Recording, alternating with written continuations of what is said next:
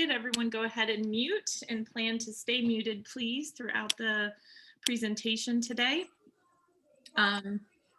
So welcome and thank you for joining Georgia Transplant Foundation for our first ever virtual lung trends and transplant conference. We want to send a huge thank you to CareDx for being our presenting sponsor, and also thank Community, a Walgreens pharmacy, and Synergen RX for being our virtual sponsors. We're very grateful for their support today. First, I am Deb Long, and I am the coordinator of the Mentor Project and the Trends and Transplant Conferences at Georgia Transplant Foundation. While the pandemic has given us lots of challenges, as I'm sure it has you, we are excited that we're able to offer these organ-specific conferences. We feel like this is a really great opportunity for the community to do this. So here we are. We're going to quickly look at our agenda for today. So first, we're going to have Rebecca Moshiri talk about all the programs and services that we offer. Then Laura Gavendo is going to talk about her experience of being a double lung recipient. Then we have Dr. Jeff Javidfar speaking to us as our presenting physician. And we're going to wrap up today with Sonia Phillips, who's going to lead a meditation. All of these presentations today are going to be wonderful. So thank you for tuning in. I'm going to go over a lot of housekeeping for today. We are recording, important to know. So you should see a little yellow ring around my face, which means I am the only person who will appear in the recording. So only the people that are spotlighted with the yellow will be in the recording. But if you do unmute yourself at any point, your voice will appear in the recording. So just be aware of that. You can use the chat box at the very bottom of the screen to ask questions. Before each speaker, they will share if they'd prefer questions to be asked throughout the presentation or to hold them until the end.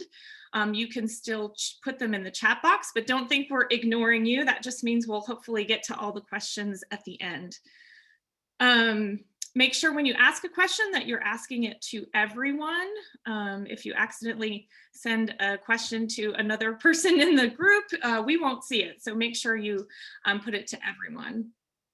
Other than asking a question, please stay muted today, because if your dog barks or somebody knocks on the door or anyone talks, it will override the speakers today. So we don't want that to happen.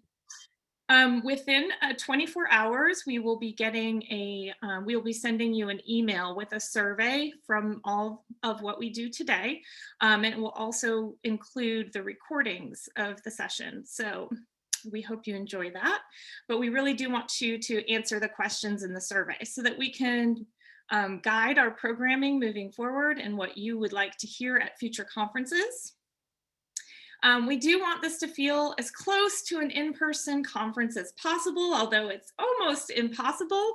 But ways you can do that is you can use the chat to reach out to other individuals in the conference today. You can share your contact with them.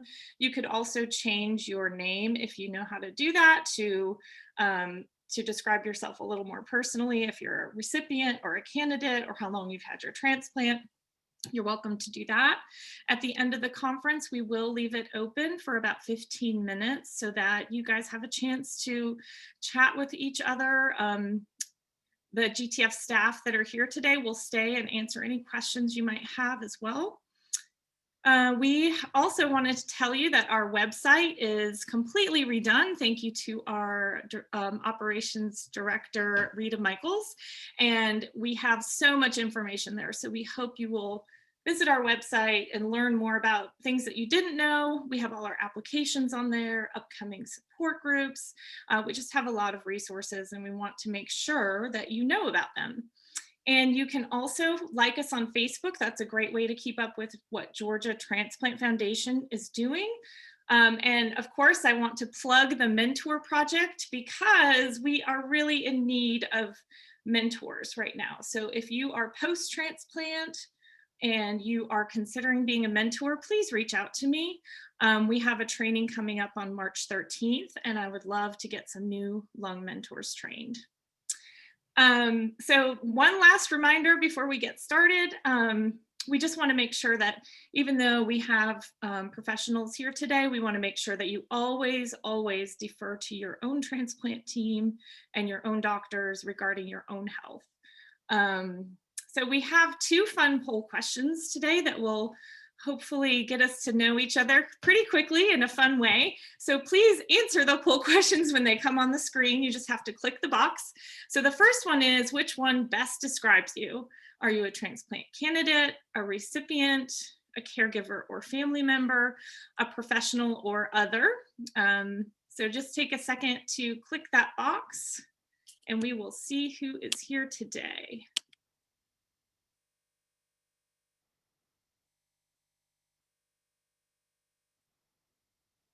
This is where we do the Jeopardy music, right? Do, do, do, do, do, do, do. So I'm excited. Usually we have more post-transplant people attending these conferences. Rita, I can't see any results. Are they up? Yes, here we go. Okay, I can't see them for whatever reason. Oh, yay. Okay, there they are. And I was correct. Ding, ding, ding. We have 52% is a recipient, 19% professional, 24, but I'm glad 24% candidates. That's really great. And 5% caregivers. We love our caregivers. So thank you so much. No other. So that's good. Our next poll question for today is, how long have you had your transplant? So just figure out where you fit in there, less than 6 months, 6 months to 2 years, 2 to 4, 7 to 10, 10 to 15, or over 15 years. And again, Rita, I can't see the results unless you put it up for me. Well, we're gonna wait just a few more minutes. Do I need to sing the Please sing. again. Jeopardy, please. Okay, well, we have 88% in, so I think that's good. Let's share those results. How long have you had your transplant? Okay, wow, we have 9. I always went to the longest. 5% less than 6, 5% 6 to 2, 23%, that's our biggest other than not applicable, at 2 to 4, 9% at 7 to 10, 5% 10 to 15, and 9% at 15 and over. So we really would love, if you are 15 or over, we would love it if you would unmute yourself and tell us a little bit, or you can put in the chat box and tell us how long you've had your transplant. Take a second to let you do that. You may unmute yourself if you feel comfortable. Hi, this is Angie. Can you hear me? Hi, Angie. I am 22 years out. Wow, that is amazing. All right. Do we have another one? Yes, I'm Ify Opala. I'm 16 years out. 16? Yes. Awesome. Thank you, Ify. And those are both of those who just spoke today are 2 of my mentors. So just a quick shout out to them for being incredible. Is there anyone else that was 15 or more that would like to share? It was just 2 people. Oh, okay, great. All right. Well, in that case, I am honored to introduce you to our Director of Patient Services, Rebecca Moshiri, who's also my boss, and she is going to talk about all of the programs and services as quickly as possible that we offer, and I hope you enjoy your day today. Hi, everybody. Good morning, and thank you so much for being here today. As Deb said, I'm going to run really quickly through all of this, but I hope that everybody hears something new or, gets information about something, one of our programs that may be a help to you or somebody you know who's going through transplant now. GTF was founded in 1992 by Tommy Smith, a kidney transplant recipient. We now offer a lot of programs and services, financial assistance, our transplant fundraising program, and many education and community programs. First, I'll tell you a little bit about our financial assistance program. Patients who are working to get listed or who are already UNOS listed at a transplant center and are Georgia residents are eligible to apply for assistance if there's a need related to transplant. Can you switch to the next slide? So here are our financial assistance programs broken down by pre-transplant and post-transplant. For pre-transplant patients, our dental assistance program may be able to help if your transplant center is requiring you to get dental clearance. We also offer assistance with insurance premiums for non-Medicare UNOS listed patients who are currently missing work due to disease progression. Our evaluation assistance program may be able to help with travel and lodging costs if you're getting evaluated for transplant far from home. And then we have a living donor assistance program that assists with travel costs and lost wages. Now I'll tell you about our programs for post-transplant patients. Our emergency assistance programs help with household bills if there's an income loss related to transplant. We offer short-term medication assistance to make sure you can always take your meds while you work with your transplant social worker to plan on how to cover it moving forward. We can help with lodging if you live far from your transplant center, while the transplant team wants you to stay locally after transplant or for follow-up visits. We offer assistance with health insurance premiums during a time of job loss or some issue that's happening with your insurance where you might need some help. And then we also offer transportation assistance to help with the cost of fuel for traveling back and forth to the center for follow-up just after your transplant surgery when you have a lot of follow-up visits. The important thing to remember about all of these programs I've just told you about is that you'll need to apply through your transplant social worker. Next, I want to tell you about our fundraising program. This program is set up to help transplant patients to prepare financially for the ongoing costs that you'll have post-transplant by fundraising, and it offers a matched grant of up to $10,000. In order to be eligible for a matched account, you must be approved pre-transplant. You have 1 year to complete the fundraising that will be matched, and the funds can be used primarily for post-transplant prescription medications and insurance premiums. You can get a lot more information, the application, and attend our virtual, well, it's a recorded fundraising workshop on our website, or you can talk to your transplant center social worker. They'll also be able to give you more information. And just go to our website, gatransplant.org, to be able to fill out the application through the website as well. Next slide, please. We also offer a lot of education and community programs. Our Jumpstart program is a return to work, transition to employment program that's available for recipients, caregivers, living donors, and people who are UNOS listed for transplant. We have the Mentor Project that Deb mentioned before. With it, we are able to train recipients who are then able to be a resource and offer hope and encouragement to people who are just thinking about or going through the transplant process. We offer these TNT conferences, that's what you're attending right now, to give opportunity for people to hear from the medical community and learn more about transplant and living well after transplant. In addition to this conference, we'll be holding other ones for liver patients, for kidney patients, and for heart. And then in November, on November 6th, we'll be holding a transplant conference that's for the whole community to attend. So please mark your calendar for that. We also have tutoring assistance that's available for children who've been transplanted to catch back up with their schooling. We offer academic scholarships. Right now, our academic scholarships are open and people can apply. Applications must be postmarked by May 1st. It's for students who are seeking post-high school education or training. And then we also have a couples enrichment weekend. And that's because we recognize that transplant can put a lot of stress on a committed relationship.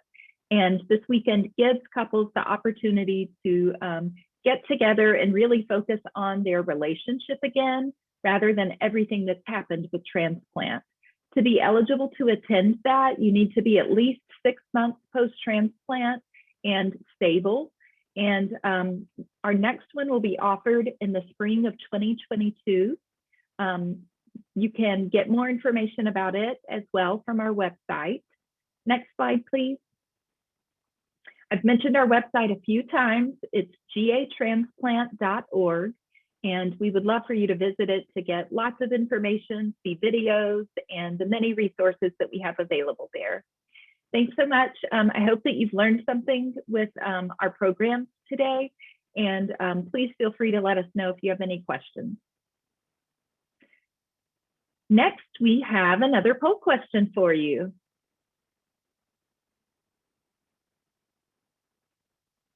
Which city in Georgia do you live closest to? We tried to list some of the big ones around the state, and we'd love to know where everybody's coming from today.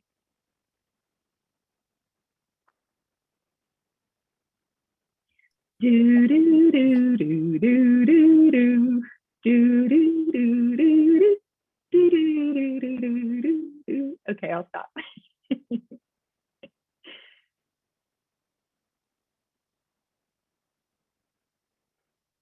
All right, wow, a huge majority live near Atlanta. And then we have a good group from Savannah, maybe 1 or 2 from Rome and Athens, and a couple from Columbus as well. That's one of the exciting things for us about being forced to move virtual, is that we are able to have people from all over the state attend something like this. So that's something that we love to see. Thanks for being here. Next, I would like to introduce our first speaker for the day, Laura Govindo. She lives in Vermont and enjoys being outdoors every chance she can. She fills her time with writing, reading, and connecting with like-minded people. Talking with others on the regular about transplant is a passion of hers. Living life to the fullest with her second chance is what she appreciates most. Now I'd love to turn it over to Laura. Great, thank you so much. It's such an honor to be with all of you today, and I'm just so grateful for this opportunity to talk to you and share some of my story and hopefully provide some tips for the process that will be helpful. Okay, let me share my screen here.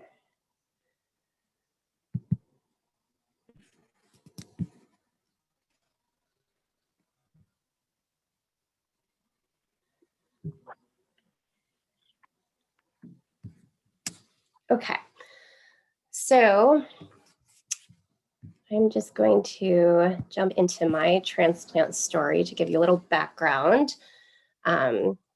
So I first got the transplant talk when I was 20. My lung function dipped below 50%, and that's when my cystic fibrosis center talked about transplant with me for the first time, and it was super overwhelming and scary, and I didn't really think about it. I kind of pushed it off on the back burner, and my sister gave me a book called The Power of Two by Isa and Anna Stenzel. And they were twins that both had double lung transplants. And that planted the seed for me just to start thinking about transplant, and also just to, you know, give me the idea, like, if they could do it, then I could too. So fast forward, and I was working full-time as a mental health counselor for children, and life was tough trying to manage my health and working and social life and everything. And my CF was pretty erratic. They couldn't get it under control. It was kind of doing this roller coaster, and I would have, you know, great days, and then the next day I would be tanking quickly and going into the hospital because I couldn't breathe. So they started talking about transplant again and wanted to send me for an evaluation.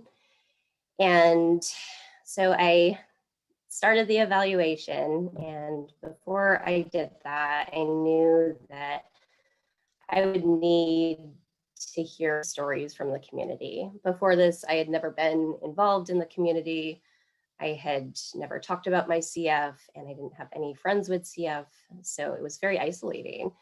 And so I dove headfirst into the community through Facebook groups and met some of my closest friends today, and they told me their story and how they got through it and what it was like for them and their experience. And during that time, I also started therapy, and that was also helpful because I didn't want to talk to my family about being scared of dying or the process or what it would look like to, you know, move through transplant. And I know that they had their own set of fears going on. So it was really helpful to talk to somebody that was removed from my situation. So I completed the evaluation in August of 2016. And I thought this would be a plan B for me, just put in my back pocket for maybe if I ever needed it. And unfortunately, I got super sick in the spring of 2017. And I ended up on high flow oxygen in the ICU and was emergently listed for a double lung transplant. And I thought I would get the call within the first month that I was transported to Boston. But miraculously, I bounced back and only needed a couple liters of oxygen and was able to be transported back to Vermont, where I waited 5 months before I got my transplant. 2 months leading up to my transplant, I was inpatient at the hospital here, and it was an interesting time. The medications had stopped working, and I was needing more oxygen, and it was pretty scary. But I got into a good routine of exercising every day, and here's some more pictures of this. So I was running with an oxygen tank outside my hospital. I was on 6 liters of oxygen, the picture all the way to the left. Everyone thought I was crazy, but I wanted to stay on a regimen of keeping my body in the strongest shape that I could. And also it really helped my mental health to do something that was routine and consistent, and just to try and do something that was ridiculous was fun for me. So fast forward, and I got the call on August 17th and freaked out. Nothing can really prepare you for that day, as most of us know. And I was grateful to receive my gift of new life in the wee hours of August 18th, 2017. And post-transplant, all the way to the right, I still have to be hospitalized sometimes. Some things, you know, our medications have quite an effect on our kidneys. So I have stage 3 kidney disease because my kidneys got hit pretty hard after transplant. So I still need to, well, thankfully the last year I haven't needed to go in emergently at least. So things are starting to even out 3.5 years later. Okay, so there are so many things that I would love to equip you with today, but we only have a limited amount of time, so I'll try and get through these quickly. The first step I would say would be for self-awareness. It's really important to know what you need during this process before transplant, through the transplant process, and post. And knowing what you can and cannot do. Before transplant, it was super difficult for me. Even cooking meals was a huge job. So I had friends dropping off meals and family, and when I couldn't go grocery shopping, they would do that for me. But being able to communicate those needs and be able to have, that open communication, which is really hard, especially because we're not trained. I mean, in society, we're, supposed to be independent and do everything ourselves. And that's not really possible through this process. And honestly, everybody needs help with something. So knowing also what you can and cannot handle through this process. For me, I didn't want details of the surgery. Ignorance was bliss for me. I didn't want to know that they were sawing through my chest and what that would entail. So really being honest with yourself and digging deep and figuring out what you can and cannot handle knowing, and having someone that will filter that knowledge for you is really helpful. Your thought process through this period of time is really important. Just tuning into, what am I thinking and what story am I telling myself around this situation? And just kind of checking yourself and your thoughts, just because sometimes we can go off on a negative tangent, or we can, make the situation bigger than it is, and then we're worrying for nothing. So that's really important, is to just keep track of what you're thinking. And comparison. Everybody's story is different, and you don't get anything positive out of comparing your story to somebody else going through the process. That was something that I had to work really hard at. So limiting my time on social media, or taking breaks from some of the groups, or, figuring out what you need to take care of yourself is really important, just so that you're not saying, oh, they're healing, faster than me, or it's supposed to look like this. Your story is your story. And how do I, excuse me, ask for help? This one is a tough one. I had a tough time with this, and just kind of checking my ego at the door and recognizing that I did need more help during this process, and I couldn't do things alone. And there's no shame in asking for help. And the people that love you and care about you want to help, and they want to be there for you. And just keeping that in mind, and being honest and real about what you do need help with, and being able to communicate that to them. Okay. Keeping your head in the game. So I am a therapist, so I focus a lot on mental health.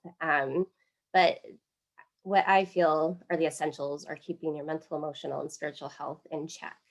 It's really crucial during this time to keep those, strong. And in my experience, it was easy to do the physical part of it if all of these were in check. If I was, freaking out or nervous or worried about something, it was really hard to, keep myself on track. And most often times our feet follow our mouth. So whatever we're speaking, whatever we're thinking, our body kind of goes in that way too. So that's something to keep in mind. And trauma. So through this process, as we know, there is quite significant trauma that we go through on a physical level, of course, but also like mentally and emotionally. And this is kind of an under talked about topic in our world, but it's super important to know that you're not going to act like yourself sometimes, and you need to tune into what's happening in your body, but also mentally, emotionally, like, how am I doing? How am I feeling? Do I need to talk about something? Like, this is really hard, and being able to verbalize that and know that it's okay to not be okay. Sometimes like we're having a hard day, or things are bigger than we can handle, and that's going to happen. And paying attention to what we're thinking, and also having the intention of being kind to yourself is really important. And developing your own host of coping skills. Is that talking to somebody? Is it journaling? Is it going for a walk? Is it, taking a ride somewhere? Or if you can't leave the house, is it, kind of just tuning the world out and watching a movie or playing a game, or whatever that looks like for you? Developing your coping skills is really important. Step 3 is your tools in your toolbox, figuring out what works for you. So I mentioned before that therapy was really important. It's great to have that person that is not directly involved in your life to be able to talk to about all of these things. And body movement is important. That helps with trauma too, just to get it out. And so often we're holding so much tension and kind of turning inward. And when we're in that fight, flight, or freeze state, our body is like on super alert, which can be super exhausting. So if it's yoga that works for you, or if you're pre-transplant and obviously having trouble breathing, there's chair yoga, or there's going for a walk, or being on the bike. I used to bike with oxygen, which is super helpful. And just finding something to move your body and keep it going. And grounding exercises is helpful when you're having a hard time, especially, in that fight, flight, or freeze state. It's easy to feel disconnected from our bodies. So planting your feet on the floor and coming in contact with that, just to feel where you are. And you can look around the room and take in your scenery, notice different objects and textures and colors, and just kind of orient to your environment to feel more connected to where you are. Journaling is super helpful. Sometimes things come out that we didn't know were in there. And even if you're not a writer, I would suggest just trying it and see where it goes. That can be super therapeutic, especially in the hospital or when we're not feeling well. And prayer or meditation, depending on your belief system. Prayer was super powerful for me, especially when I was really sick in the ICU and not able to leave my room, let alone my bed. It can just really center you and kind of hand it over to something that's bigger than yourself. Adding humor. My family is the best at this. That's our coping mechanism through anything we're going through, which works out really great for me. You got to keep things light. Like, a lot of the things that we go through are pretty ridiculous, but being able to laugh in amongst the chaos is super therapeutic and releases endorphins, and really just connects you with your people too. And the next thing is community. Immersing yourself in community is really important, especially during this time. You need support. You need people that have been through this, but also that can kind of troubleshoot with you, like, what's going on in my body, like what is happening, like mentally, emotionally. I need to get this out and talk about this with people that get it.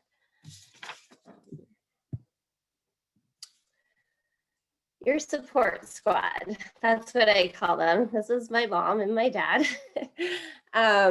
Identify who these people are in your life. And the first step for me, of course, was to identify my transplant center required 3 people to be my support people through this. And this was my parents and my sister.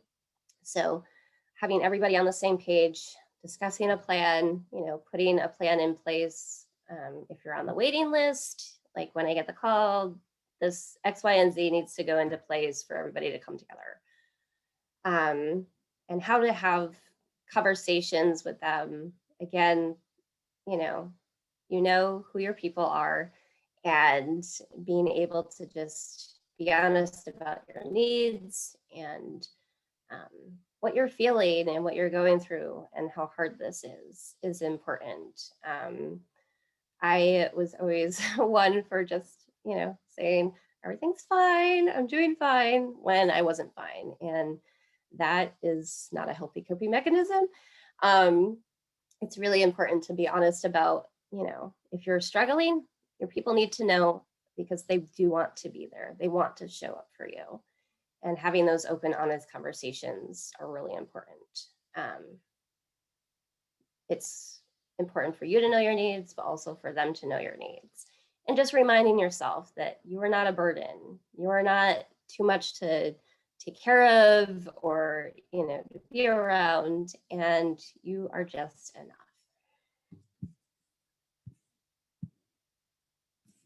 Step 5, having a vision. This was really important for me because when you're so sick and you can't even leave your room or your bed, it's hard to have hope, or it's hard to, see anything in the future beyond what you're going through. But keeping your eyes on the prize and remembering why you're doing what you're doing is super important. In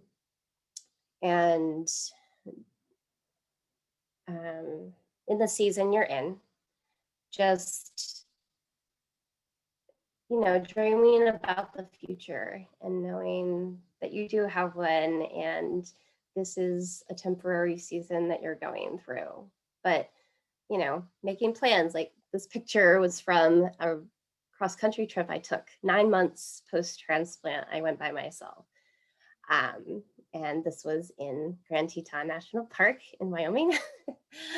And just having people that support and encourage you in that vision, them being able to keep that in the forefront of your mind or in front of you, like, oh, when you get transplanted, like, what do you want to do, or what's on your life list?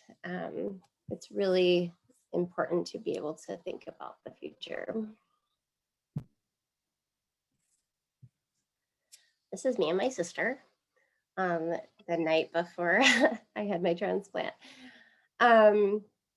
So giving yourself grace is really important in the season, because it is a tough time and it is going to get worse before it gets better. And knowing that is kind of comforting, just because, it helps you kind of know what to expect. Of course, we don't know exactly what it's going to look like, but just being gentle with yourself and trusting the process and knowing that people are coming alongside of you to walk this journey with you. You're not alone.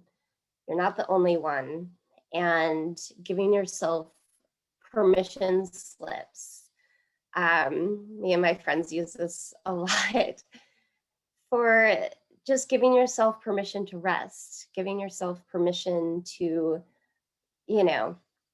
shut the world out for a day, giving yourself permission to get pizza and, whatever it looks like for you, just giving yourself permission and knowing the season is hard and giving yourself grace through it. Gratitude. These are a bunch of my nurses and respiratory therapists. On the right was the day I got the call, and on the left was at a Donate Life event.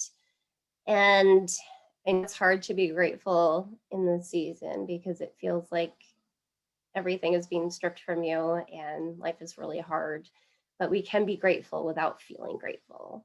And what helped me was making a daily gratitude list and doing this first thing in the morning when I woke up, before I even left my bed. And I still do this, is, being grateful for having a home and having food and having loved ones and, another day.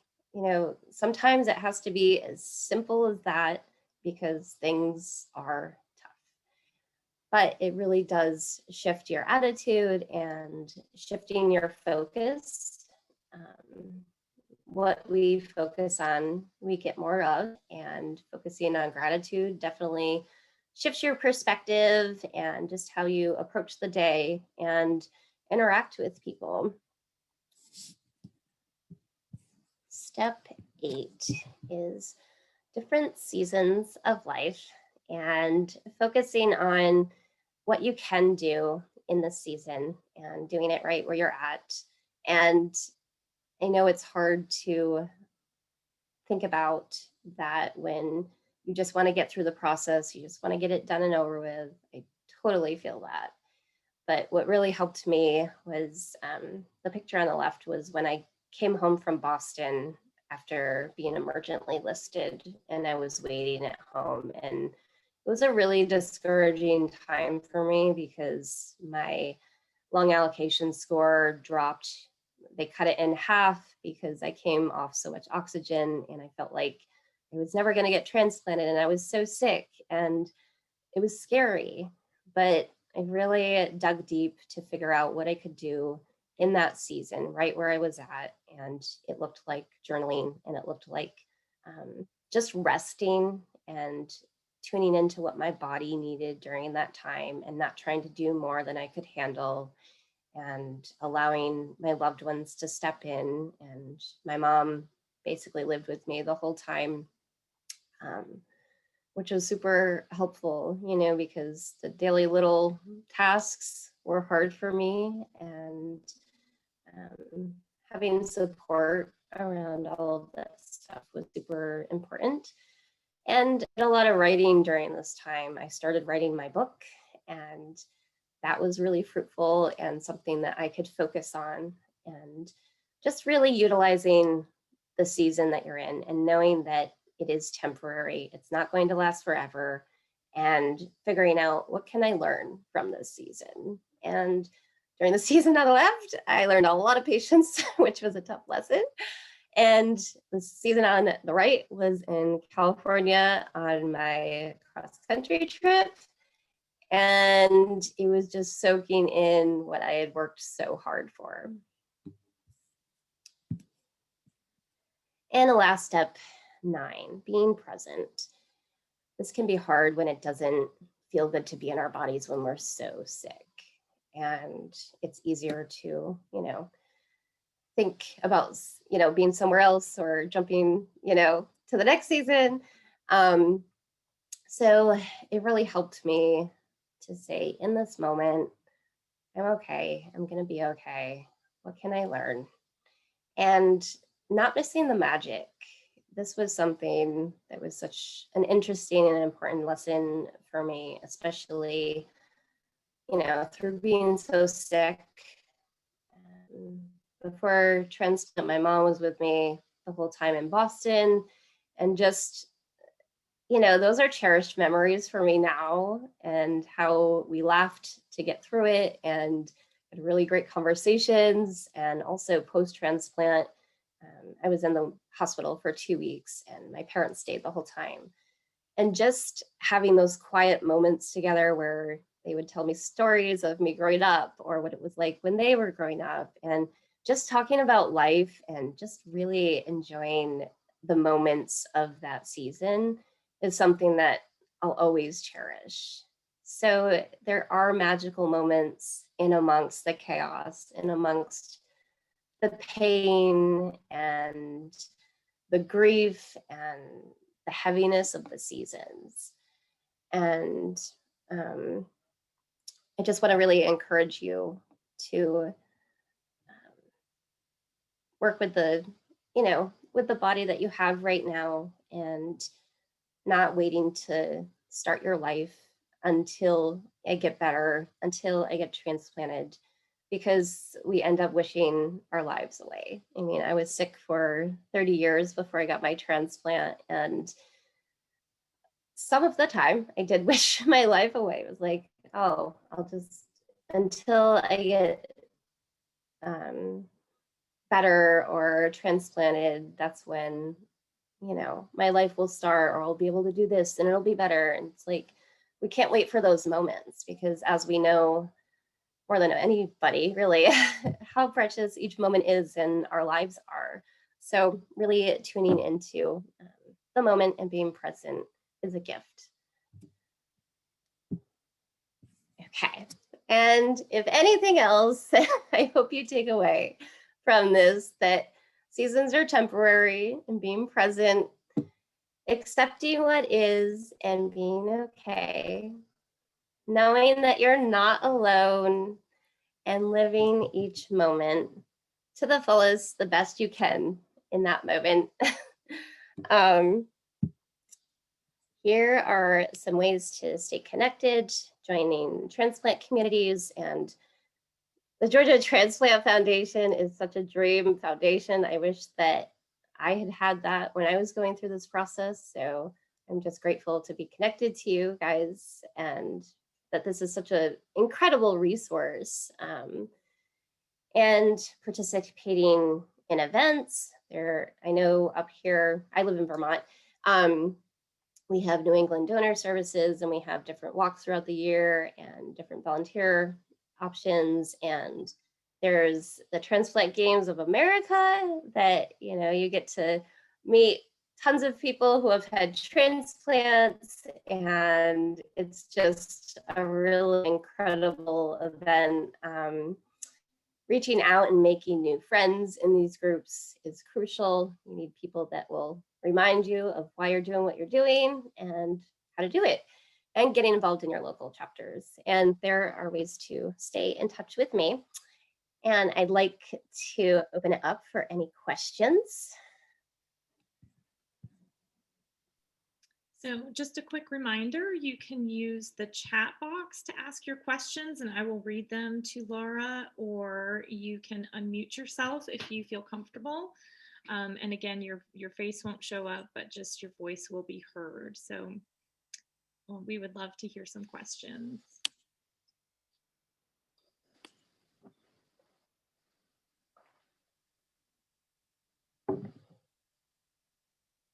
Oh, we could just gotta thank you so much for sharing your journey and being such an inspiration. It was an amazing talk. I'm really excited to be able to share this with others too. So many good tips. Thank you so much. It was such an honor to talk with all of you. I appreciate the opportunity of being here with you today. I am in disbelief that we don't have any questions though. I think the virtual format sometimes lets us hide behind our screen. So please feel free to use the chat. But Laura did also leave her contact and ways to reach out to her if you have any questions for her or anything. Did you mention your book too, Laura? Oh, yes. So my book is coming out later this year. It's called Surrendering in the Storm, and it's my journey before transplant and just the process I went through. So if you catch me on social media or my website, you'll stay up to date when that will be coming out. Okay. That's great. And we will also, when we send our email tomorrow with the survey, we will also include this information on the slide of her contact and website and ways to keep up with Laura. So, so thank you for sharing that with us too. Great. All right. Well, thank you so much, Laura. We hope you have a good rest of your day. Thank you. You We too. Enjoy. Thank you. Okay, thank you so much. So we are going to, we have just a few minutes before we're going to get started. We're going to ask a poll question, and I also have Cal Henry here, who is my lead mentor, and I'm just going to have him do like a couple minutes about the mentor project, since he is the lead mentor for our group. So if you do decide to become a mentor, I think it's helpful to also see his face, as he is the one you'll be communicating with a lot. But let's do our poll question also for fun right now while we're getting set up with our next speaker. What is your favorite pandemic silver lining? So of course we probably maybe didn't pick yours, but of these choices, which one do you like the most? That you spend more time outside, more time with friends, slowed down pace, less traffic and driving, or watching a lot of TV. So those are your choices. Pick one of those. I think that was supposed to say more time with family, not with friends. So, but anyway, so pick which one you think. Sometimes family is friends. That's true. Good point. So think of it as, maybe more time with the people, whoever you're potted with or who's in your bubble. Let's see what our results are for that. Wow, that's a pretty big split, but I guess spending more time with family and friends is really what everybody liked the most. That's a pretty good split though. Okay, so I believe, Rita, are we ready to move to the next speaker? Okay, so we are ready to welcome our next speaker. I'm going to do a little introduction. So we are going to welcome Dr. Jeff Javidfar, and I'm going to just give a little disclaimer here. I'm going to read a few medical things that I may mispronounce, so we're going to give it my best shot. Dr. Javidfar is the Assistant Surgical Director of Lung Transplantation at Emory University Hospital.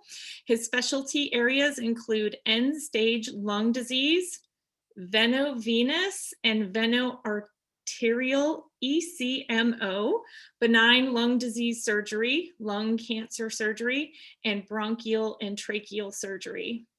He received his MD and graduated with honors from Stony Brook Medical School in 2007. His general surgery residency and cardiothoracic transplant procurement fellowship were completed at Columbia University Medical Center, New York Presbyterian Hospital. His cardiothoracic surgery fellowship was completed at Duke University Medical Center with a special focus on lung transplantation and ECMO. So that's quite a lot of expertise, and we have had a chance to meet with him personally. So we're really excited to welcome him today. And one last thing, there are a few graphic slides. We looked at them yesterday, but if you don't like seeing the pictures of the lungs, you can just look away for those slides. So it's not too much, we didn't think, but just in case, we wanted to give you a little warning. And without further ado, we welcome Dr. Jeff Javidfar. Hey, good morning, everybody. Good morning. I'm going to share my presentation screen with you.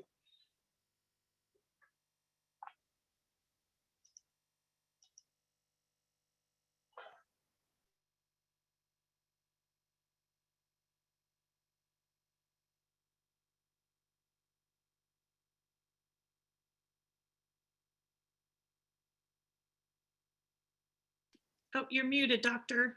Javidfar. Okay, yeah, sorry about that. That's my fault. Thank you. Good morning. Thank you for that kind introduction. My name is Jeff Javidfar. I'm one of the lung transplant surgeons here at Emory. And just today, the purpose of today's talk is to just try to give folks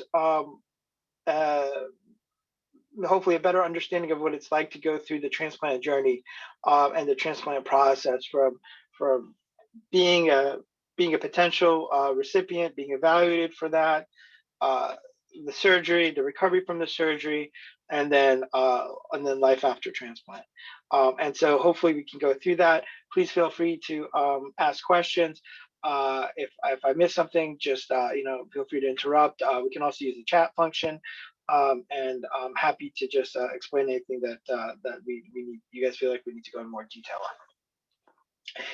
So the Emory Lung Transplant Program and the Transplant Center here at Emory does is in the top 5 for solid organ transplants in the country.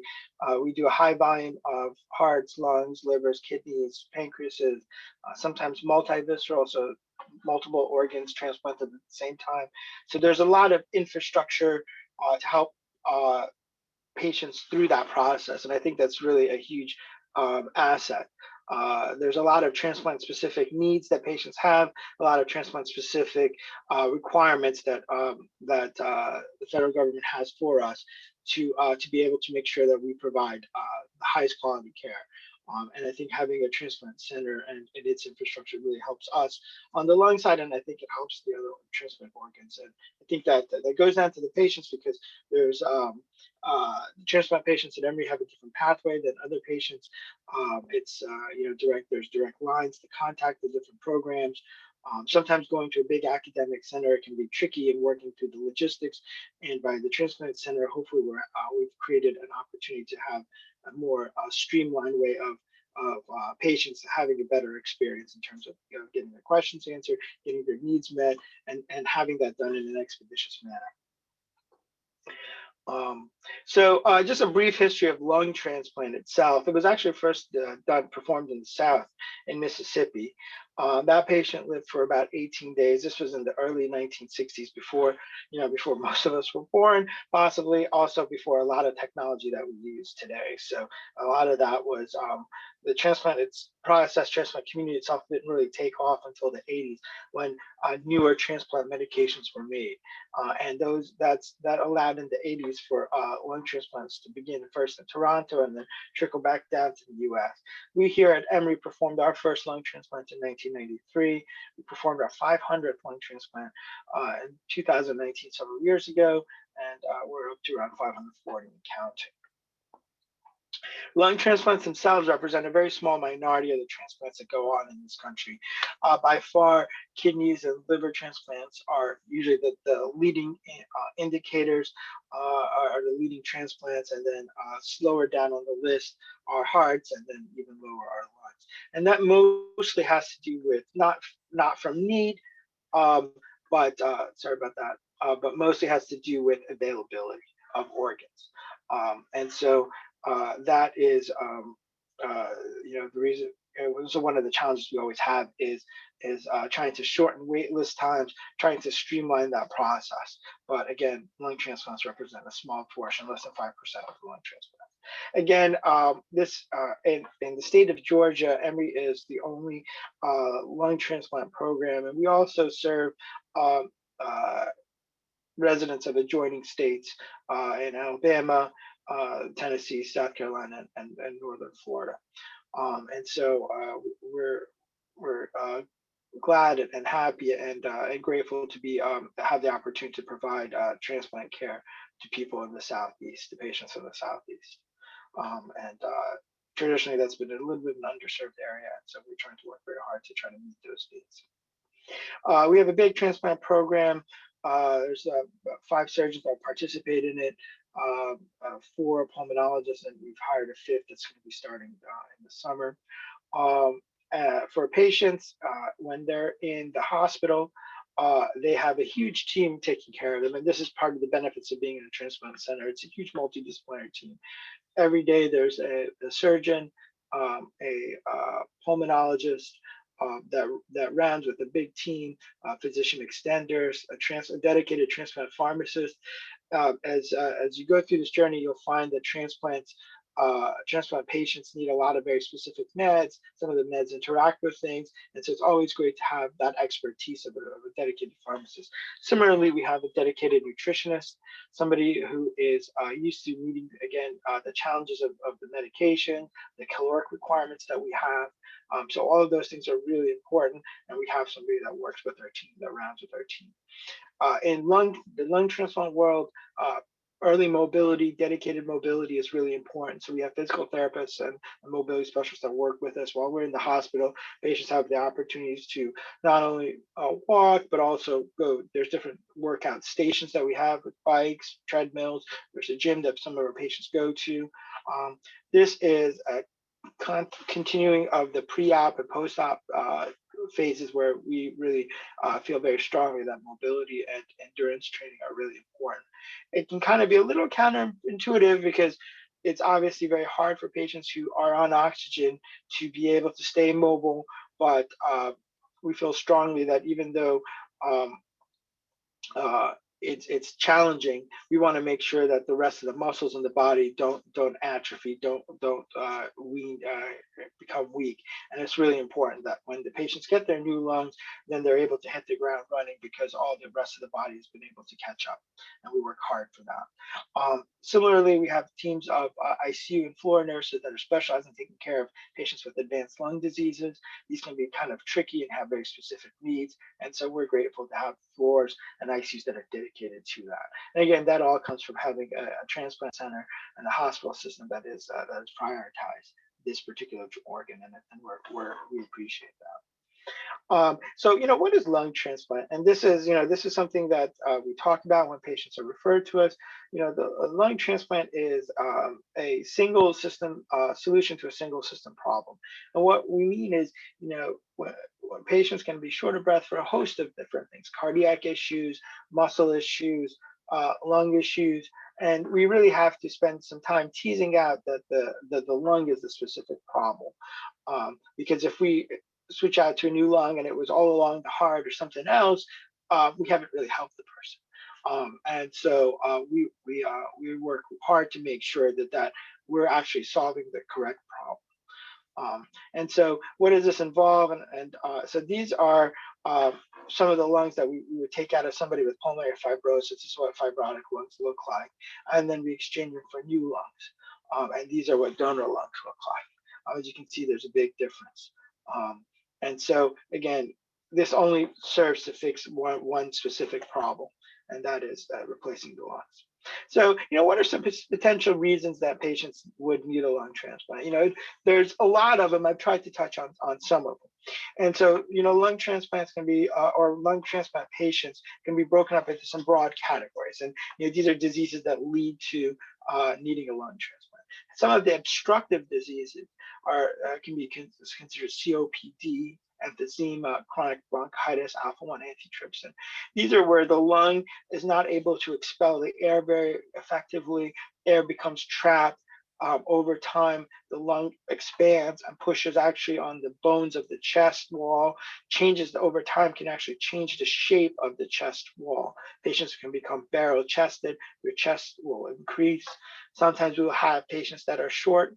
For example, patients who are shorter female patients, over time, their chest will expand in size, perhaps squishing their abdominal organs, but also the bones will expand so that their chest will become similar to like a 5'8" man, whereas in the reality their height is they're like a 5'2" woman. So that's an obstructive picture. Restrictive picture is exactly the opposite. The lung cannot expand. It can't really inflate with air. There's a lot of scar tissue that causes it to shrink. So over time, these patients' chests will shrink. So we may be able to have a man who's 6'2". We'd expect to have a big, large chest, but when we take the pictures on the X-rays, we actually find that their chest is the size of like a 5'6" man or a 5'6" woman. So they could have significant shrinkage of their chest. And so diseases that kind of fall into this category are pulmonary fibrosis or interstitial lung disease, kind of similar types of umbrella terms, sarcoidosis, other restrictive lung diseases.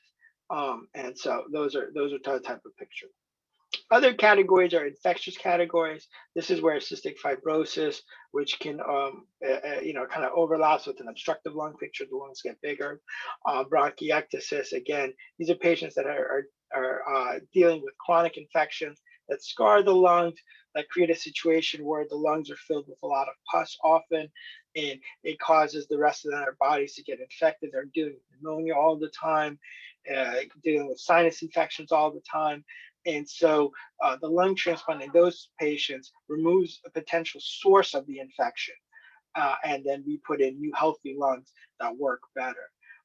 In cystic fibrosis, the reason is some of the cell mechanics don't work as well, and the patients cannot clear their secretions as well. Kind of simplifies. Similarly for bronchiectasis. So we replace them with new lungs that don't have those problems anymore. These new lungs won't have cystic fibrosis. And so this won't be a problem. But again, this is a single system solution to a single system problem.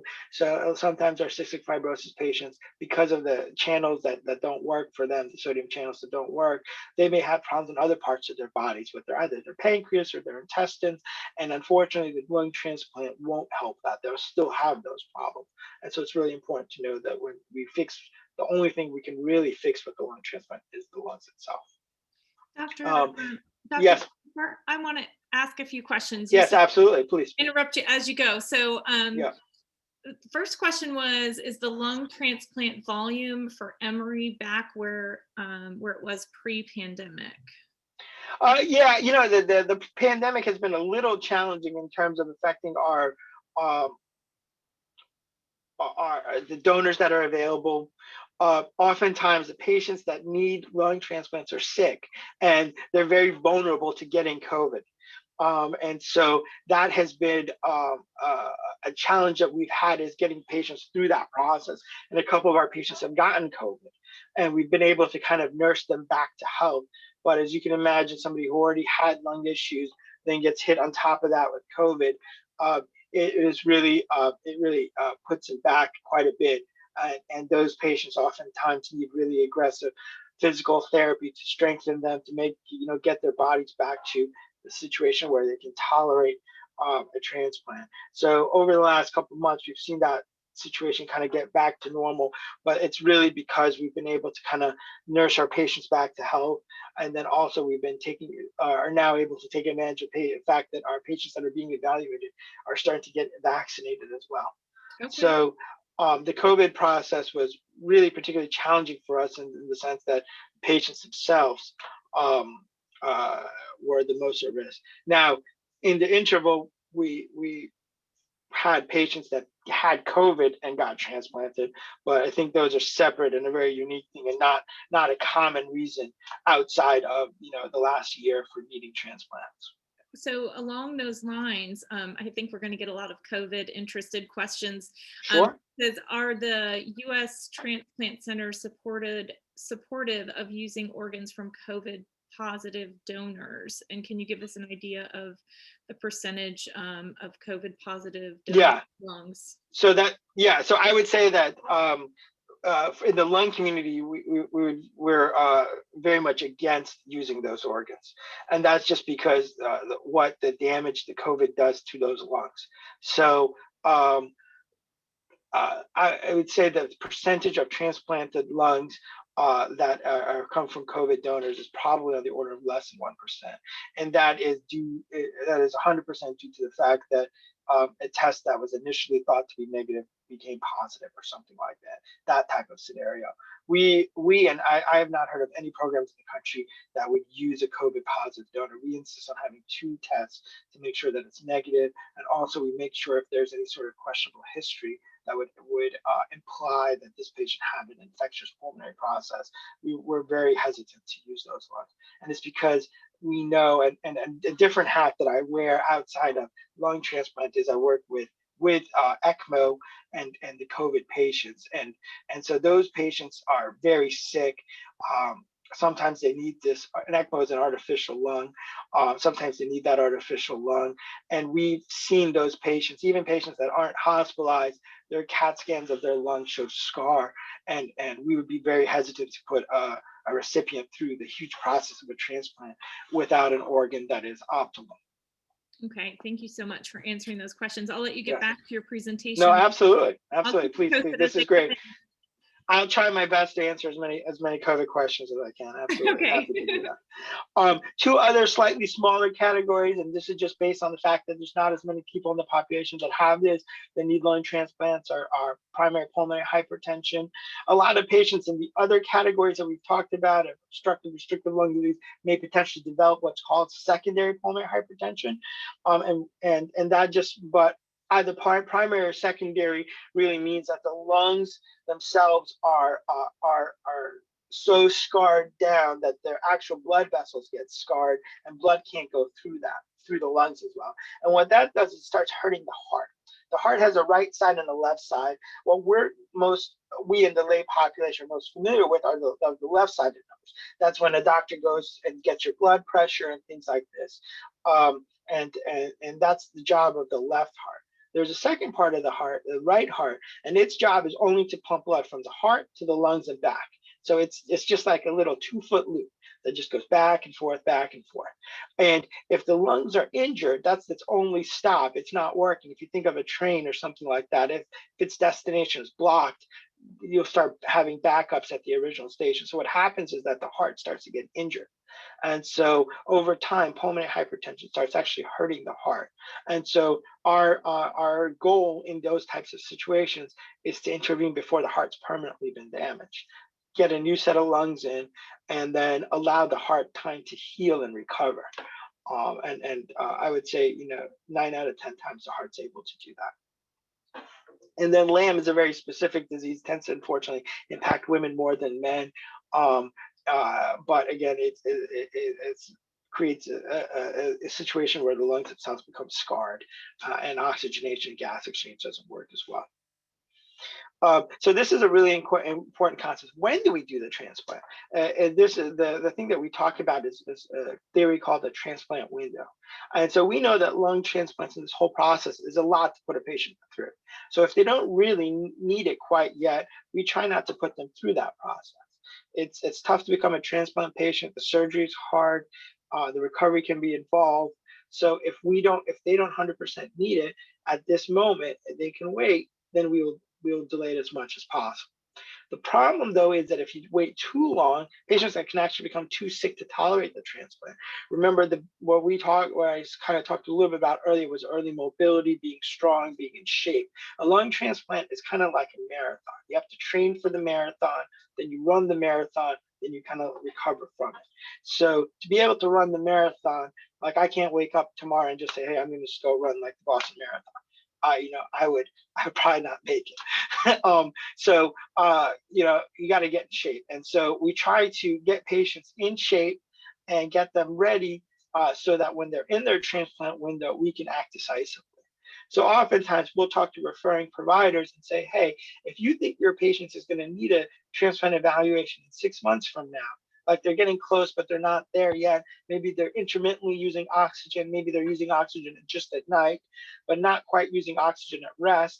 Then have them come to us because the process is involved. And as you'll see, the transplant process itself can be lengthy. There's a lot of boxes to check. There's a lot of logistics that we have to work out.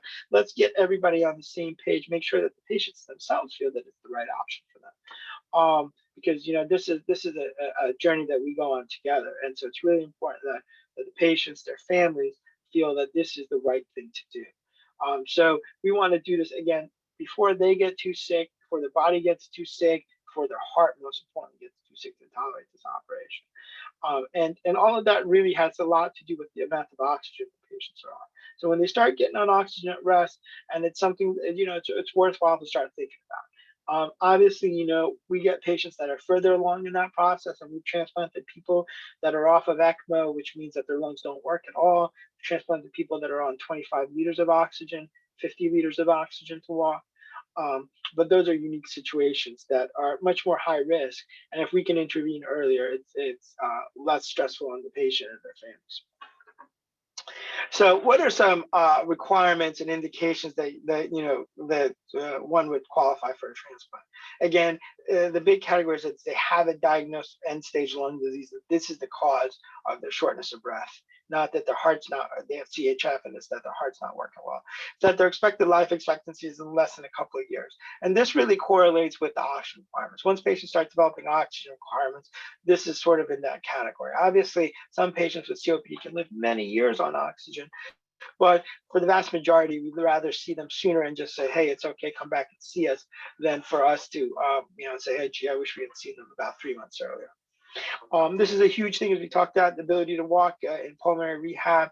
And to qualify for transplants at most centers, patients have to be able to walk 1,000 feet in 6 minutes, which can be a bit of an ordeal. Their weight has to fall within a certain range. We know that patients that have BMIs that are too low do not do well because their nutritional status isn't great. We know that patients that have BMIs that are too high do not do well because there's challenges with mobility and wound infections. it's really important to have caregivers and family that can take care of patients. A lung transplant is kind of like a situation where it takes a village to take care of a patient. We provide a lot of that infrastructure on our part, but it also requires a lot of friends, family, loved ones to take care of our patients afterwards. Especially in that first 6 months after transplant, it's really hard. It's a huge life change, lots of new medications, lots of appointments, continuous need to get out of bed and move and walk every day. And as a lot of us know, we try to get into the gym and stuff like that. It's always great to have a partner. To do that. I saw a question pop up. You want me to read it? Yeah, sure. Okay, sure. It's saying, are you still offering TTO as an alternative for patients who require more oxygen? By TTO, you mean like tracheal oxygen? Is that? Leslie will have to answer that. I'm not sure. Yeah. Yes, that's what I mean. Yeah. That's an option. We've used it in the past. We try to shy away from it just because to do that, it requires a hole in the trachea. And then if we, as we progress to transplant, if a patient, it can make the recovery and the surgery itself a little bit more complex. It may create a need where we have to do a tracheostomy after the surgery, which we may not necessarily, the patient may not need. And sometimes it's a little bit harder than getting more oxygen through a nasal cannula. A lot of times, once patients' oxygen requirements get to be really high, we will admit them to the hospital and put them in an ICU where they can get those 30, 40, 50 liters, and then they work with our physical therapists in-house to get them over that edge. The benefit of transtracheal oxygenation, for those that are a little bit less familiar, is that it directly dumps the oxygen into the airway, so that if, in the past, if somebody needed 10 liters of oxygen through their nose, maybe through the transtracheal route, it would be like 6 liters, or potentially less. But it's a surgery. There's a potential for infection, so it's not 100% risk-free. If unless a patient specifically asks for it or a specific need comes up, we tend to not go that pathway. The last two things, these are kind of important things that we talk about, worry about. Smoking cessation. New transplanted lungs are very sensitive and respond very poorly to being exposed to smoking, even if there's secondhand smoke in the house. So it's really important that nobody in the house smokes, because especially inside, because those lungs are very sensitive. Their airways are very sensitive. People can kind of, their airway muscles can go into spasm from being irritated by things like smoking, even like perfumes and things like that. Certain cleaning solutions will initially can be very sensitive to the patients, and patients will come and tell us that they've had their loved ones stop wearing certain types of perfumes or colognes, avoid using certain types of scented cleaners, because it just makes it very difficult for them. And then we try to have patients off of sedated agents. This is kind of a little challenging because a lot of our providers and a lot of referring doctors, will put patients or offer patients narcotics or benzodiazepines to kind of try to help with that oxygen requirement, oxygen hunger, the sensation that you're always short of breath, and the anxieties that come with that. It's very challenging to always feel like you're being choked or being short of breath. The challenge to the patients in the post-transplant phase is that, unfortunately, the narcotics and the benzodiazepines are very sedating. And so they create a buildup of carbon dioxide that in the post-transplant phase can be challenging. This builds up too much. Again, sometimes those patients need to get reintubated. We need to get tracheostomies, go on the ventilator. So we try to avoid doing that. And one of the benefits of trying to come off of this medication ahead of time is that there's not a constant requirement to it. Sometimes patients can become addicted to these types of medications, and it can make it hard in the recovery phase. So when patients come in, they're in for essentially at our institution, most of the institutions I've been at, they're in for about a week-long evaluation process, where they'll come to Atlanta for a week and they get essentially testing and evaluations every day of the week. And so what are those things that are involved is they get chest x-rays, they get CAT scans, they get what's called a VQ scan, which is a perfusion scan, where it looks to see what parts of the lung are doing work. Sometimes our lungs, one lung actually does more work than the other lung. And so that's important for us in determining, which side we do the surgery on, or determining whether a patient is a candidate for a double lung transplant or single lung transplant. We check bone density. The transplant meds themselves can cause a loss of bone density that can lead to hip fractures or other things. So if these are things that we can do to strengthen the patient ahead of time, put them on certain medications to be proactive about that. So we kind of talked about, we have to measure take a look at the heart, make sure the heart is healthy. Again, this is a single system solution to a single system problem. So we really investigate the heart a lot. We do pulmonary function tests to really quantify how bad the lung function is. Usually oxygen requirement is a very good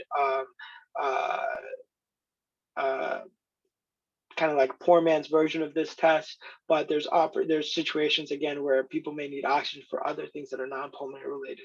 It's good to have objective data, and then we do a 6-minute walk test, and that kind of tells us what the endurance of frailty is.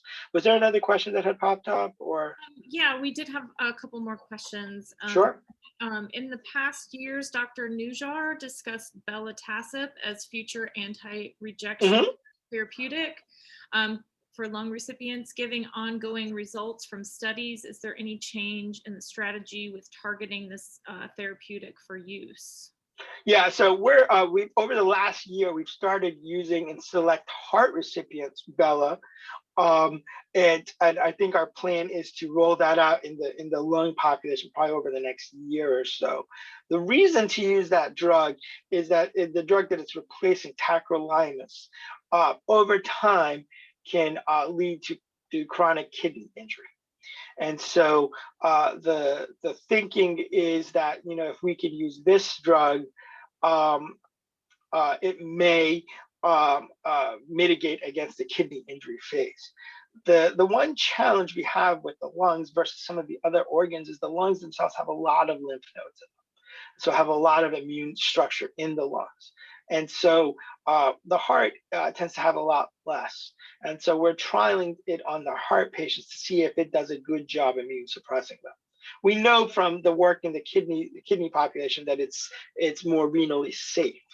But we want to make sure that as we roll it and replace the tried and true tacrolimus, which is usually part of a 3-drug cocktail, that we are adequately immune suppressing the patients, because we don't want this to put them at risk for organ rejection. So I think that's in the works. That's something that we're really excited about, but we want to make sure that we're thoughtful with how we roll that in, because we don't want to, while we're trying to prevent one problem, lose sight of the fact that our original goal was to prevent organ rejection.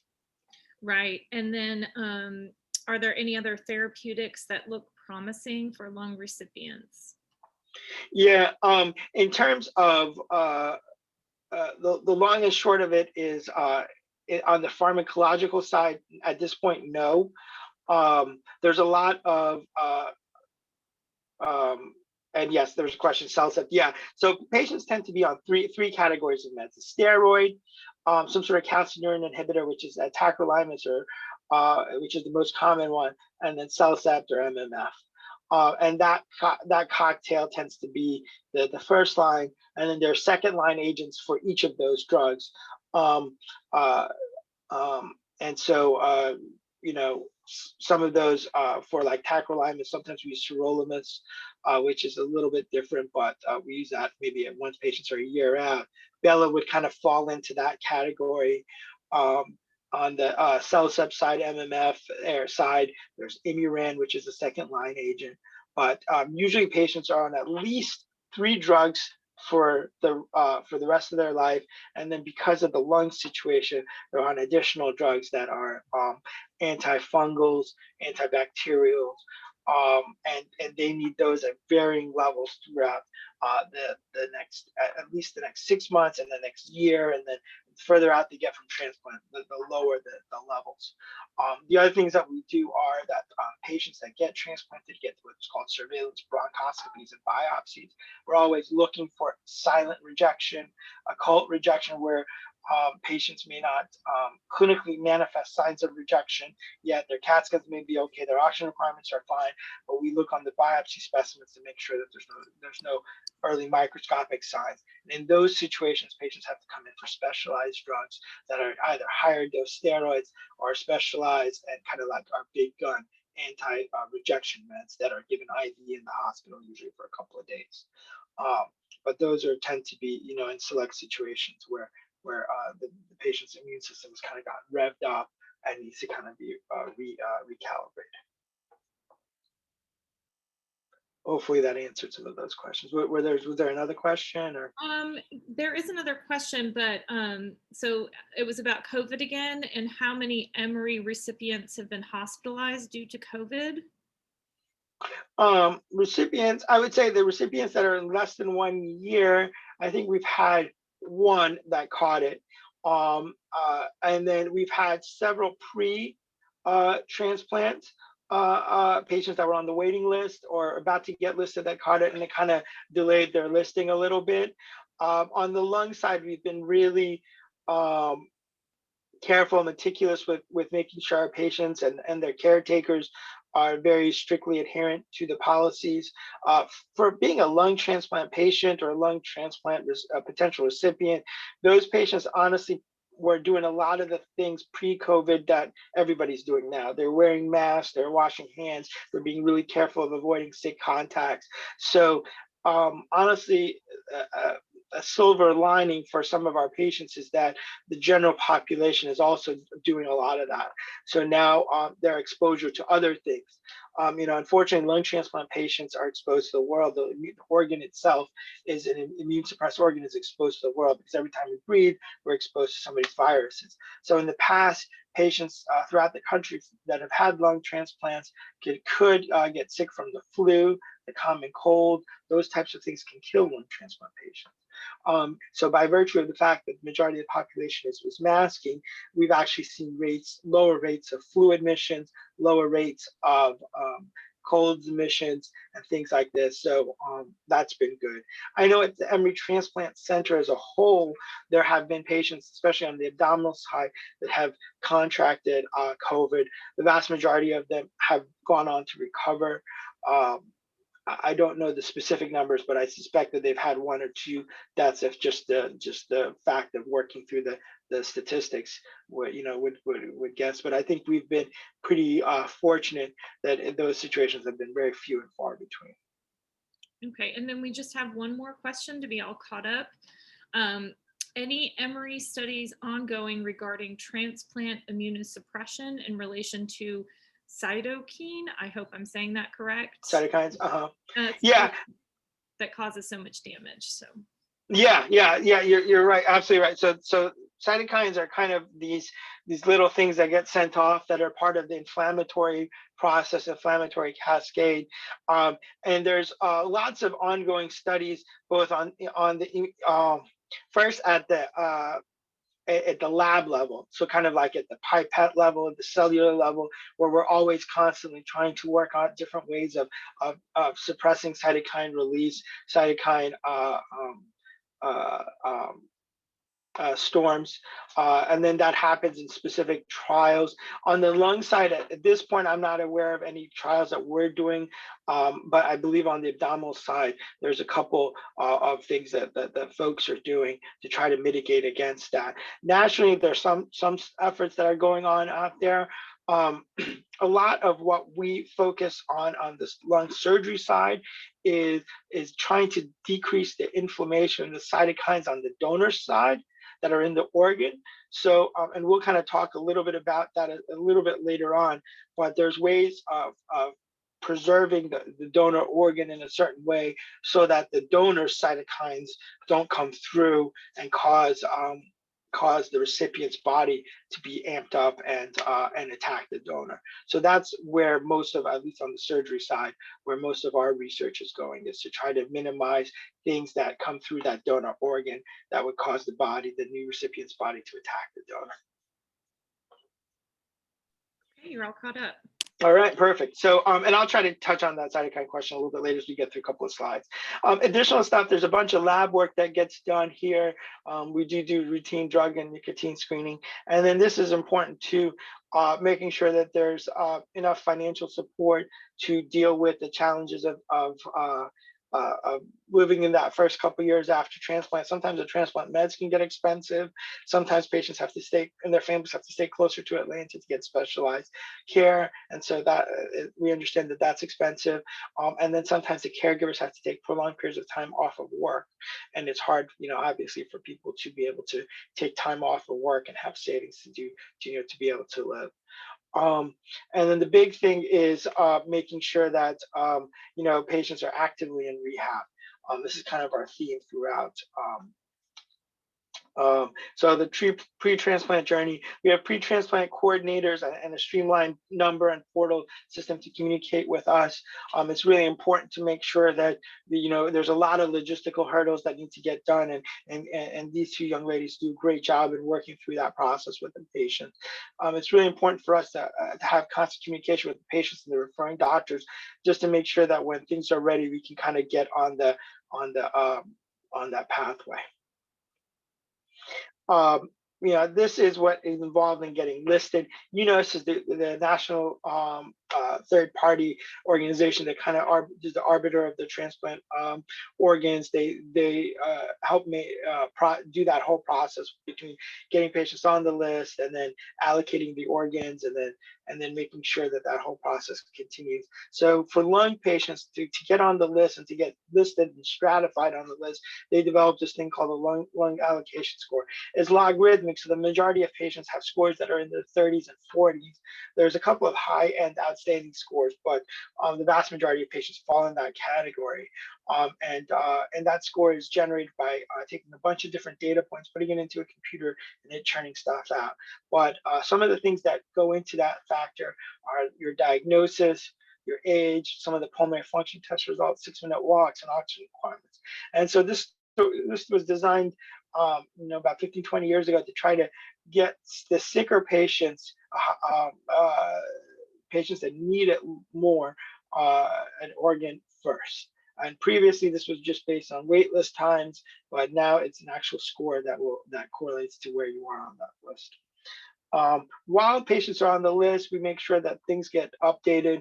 The vast majority of patients don't stay on the list for very long, but there are certain situations where either they have a very low score or they have a lot of antibodies, which means that they cannot accept organs from the vast majority of the population. So in those situations, we make sure that their tests get updated frequently. This is another way of kind of taking a look at it, of the lung allocation score. These are some of the things that kind of fit into that score. But it's just really to try to see patients that are highest risk of death in the next year or two.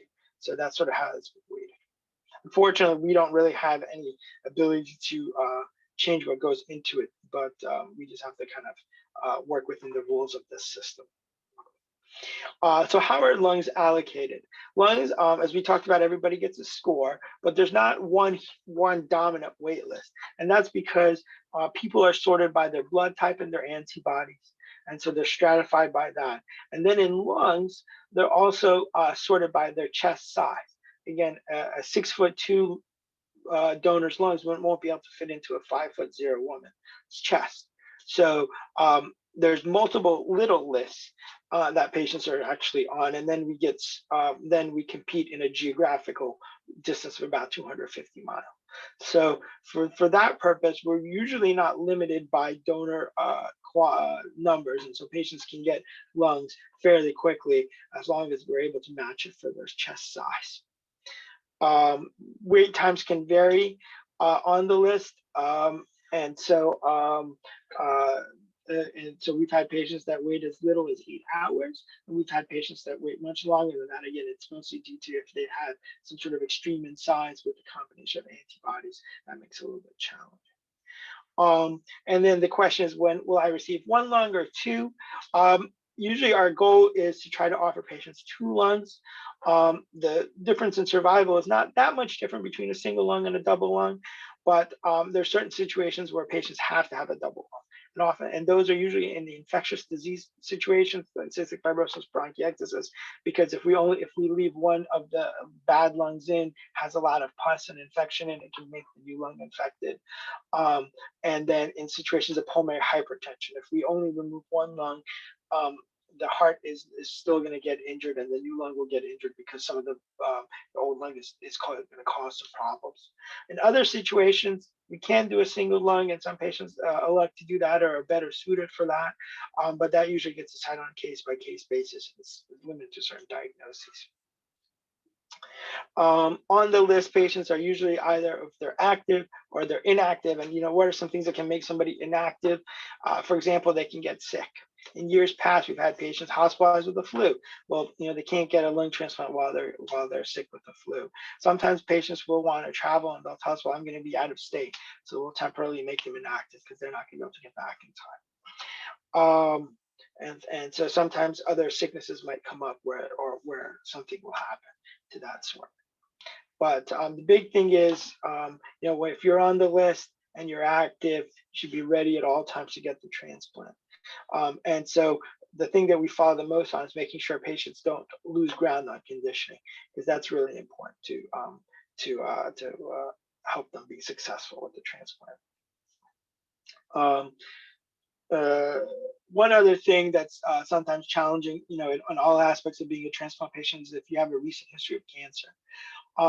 It's not that we don't want to transplant patients that have recovered from cancer.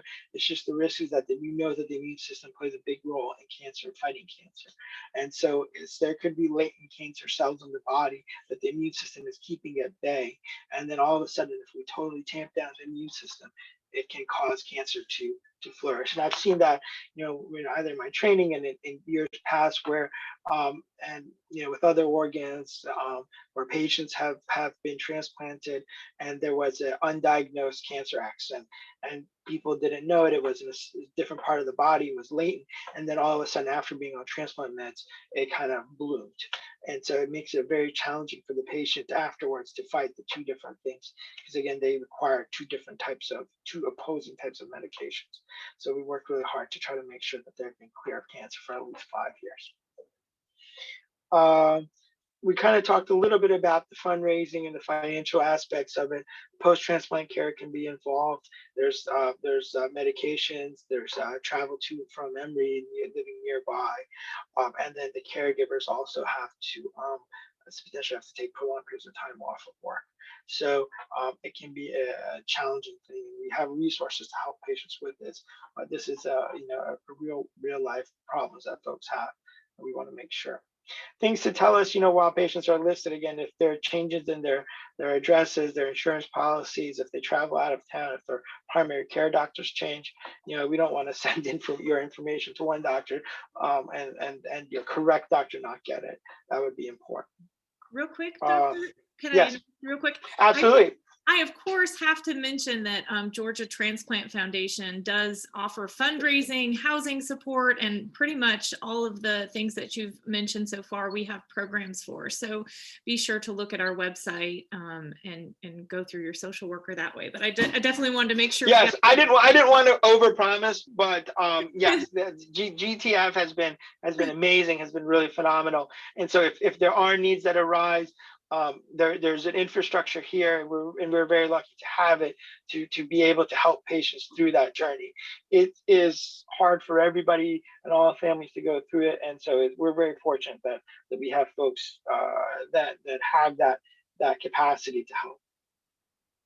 Thanks so much. Just a couple of other things in terms of just getting kind of housekeeping things. A lot of our patients that get lung transplants tend to be older, so it tends to be the times when they need their colonoscopies done and their mammograms done, and so we want to make sure that all kind of basic normal care that as we as adults, as we age, unfortunately need.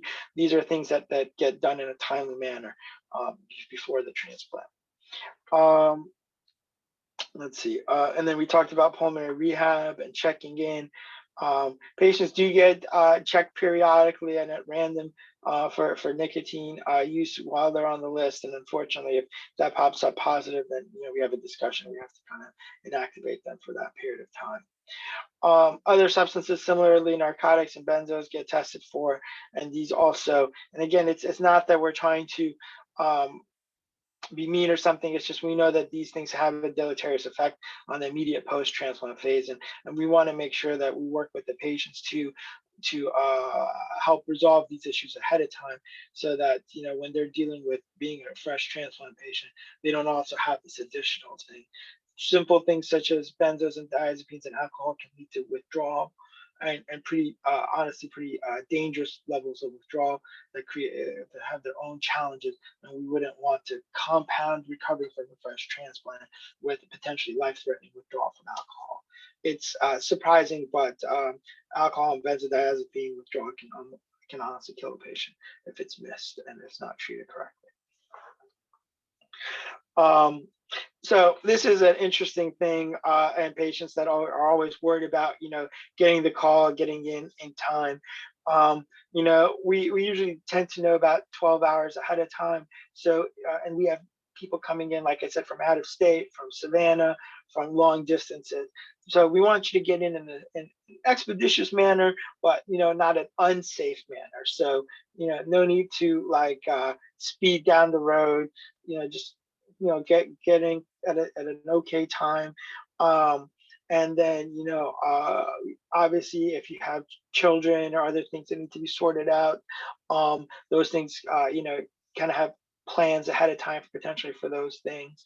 But you'll need to be driven to the hospital. Right now in this COVID situation, the rules are changing a little bit, but at this point, the visitation policy is being limited. So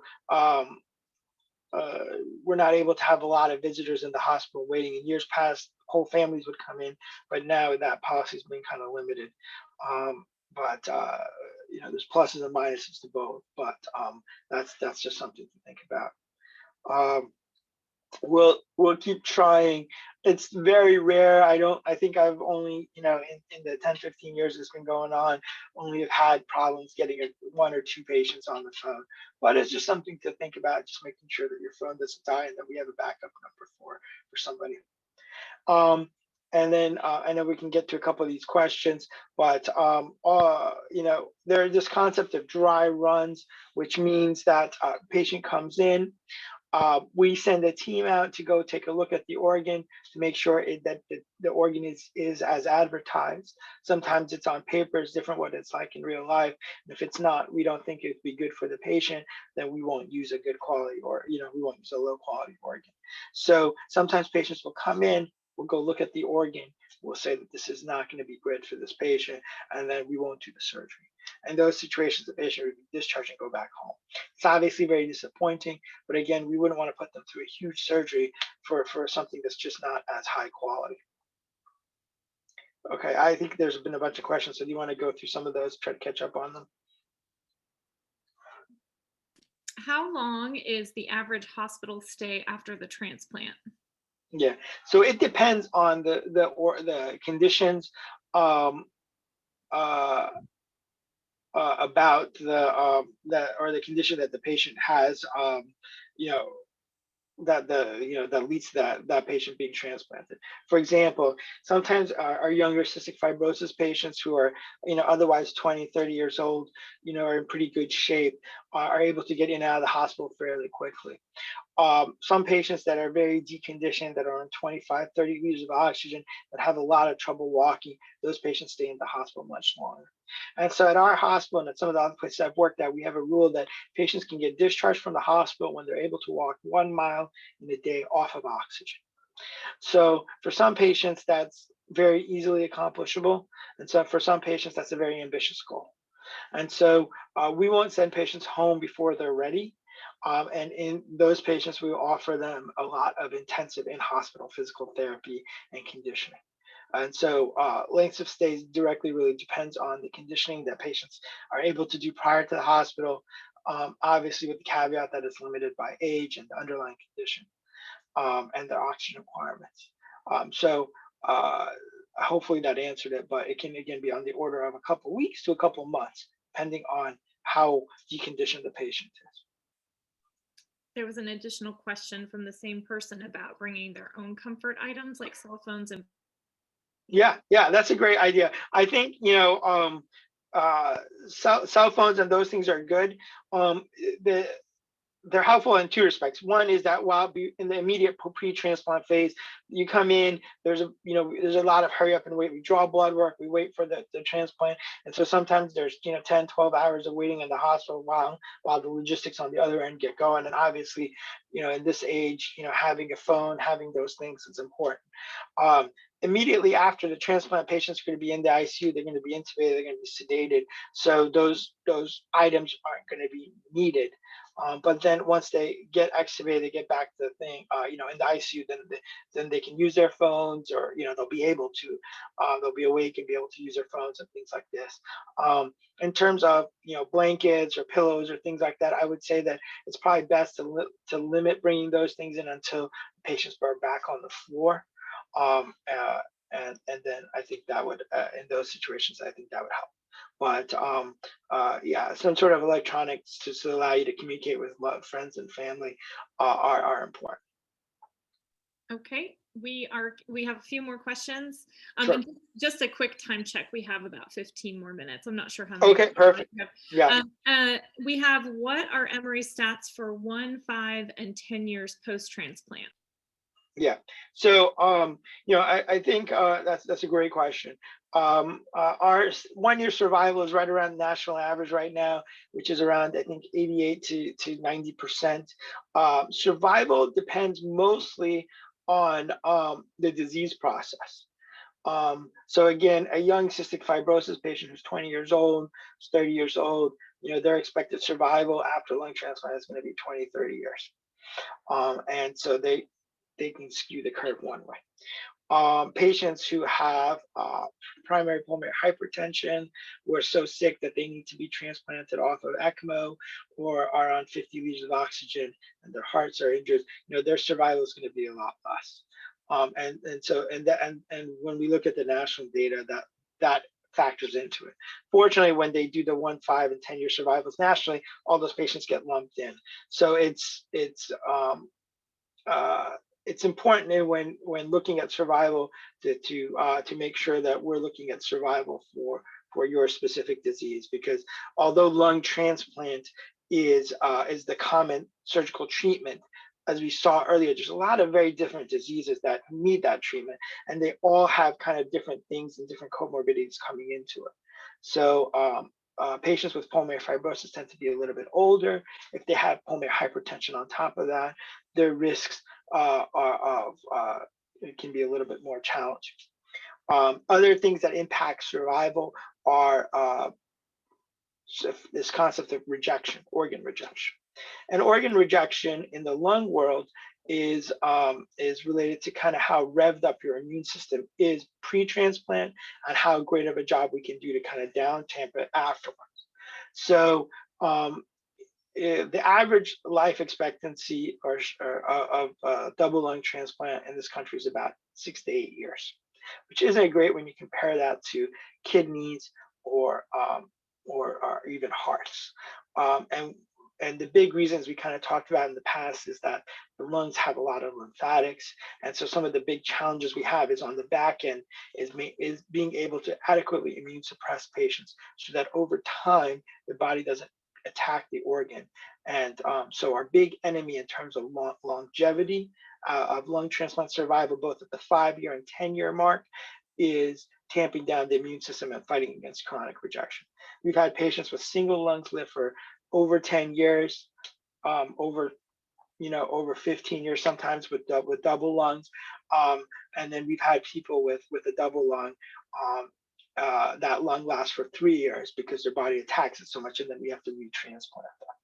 So I would say that that's a huge challenge, as people kind of talked about earlier.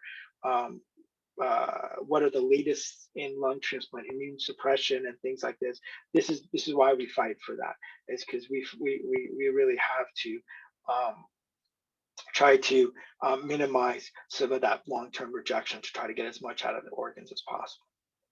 I know there's a bunch of comments and stuff. If you want to read some of those out and questions.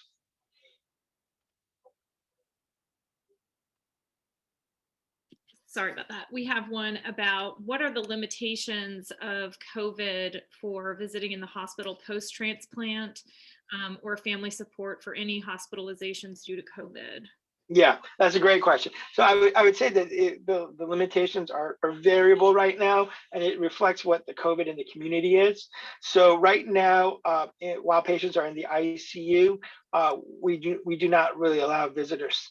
And unfortunately, that's a policy that's made by the administration at the hospital. When patients go to the floor, we're able to appeal on a case-by-case basis, and we're usually able to have family members come, one family member come. The process is that they have to get tested, they have to stay for a little bit of period of time, and we have to kind of worry about limiting their contacts outside the hospital and things like this, because the biggest risk, honestly, for somebody would be that they would get their loved one ill, because that person's immune suppressed and they'd be in that same space. So the answer to your question is the rules are changing in terms of it reflects the level of COVID in the community, and B, we're able to get visitors once they go on the floor, and it's been really helpful. We hope that as the vaccinations increase, that we'll be able to introduce visitors in the ICU, but at least for the time being, because of how sick other patients are in the ICU and how close contacts are, we've had to minimize that exposure. We're getting close to 5 minutes. Yeah. So I don't want you to not do your presentation. No, I'm happy to do other stuff as we can kind of go through. Okay. And we can kind of talk. I think the important thing is if folks have questions and this is a way that we can answer them, I much rather do that. So we can keep going through some of the questions. And I'll just put this nice little graphic up to show folks what's involved in doing the surgery while we're doing it. Okay, and then I know Q has a couple questions, and Q, if you would just unmute yourself, because I was confused on your question. So I know here you are. My question was, after post-transplant, when the donor antibody is greater than yours, is that a form of rejection? So we check in the blood to make sure that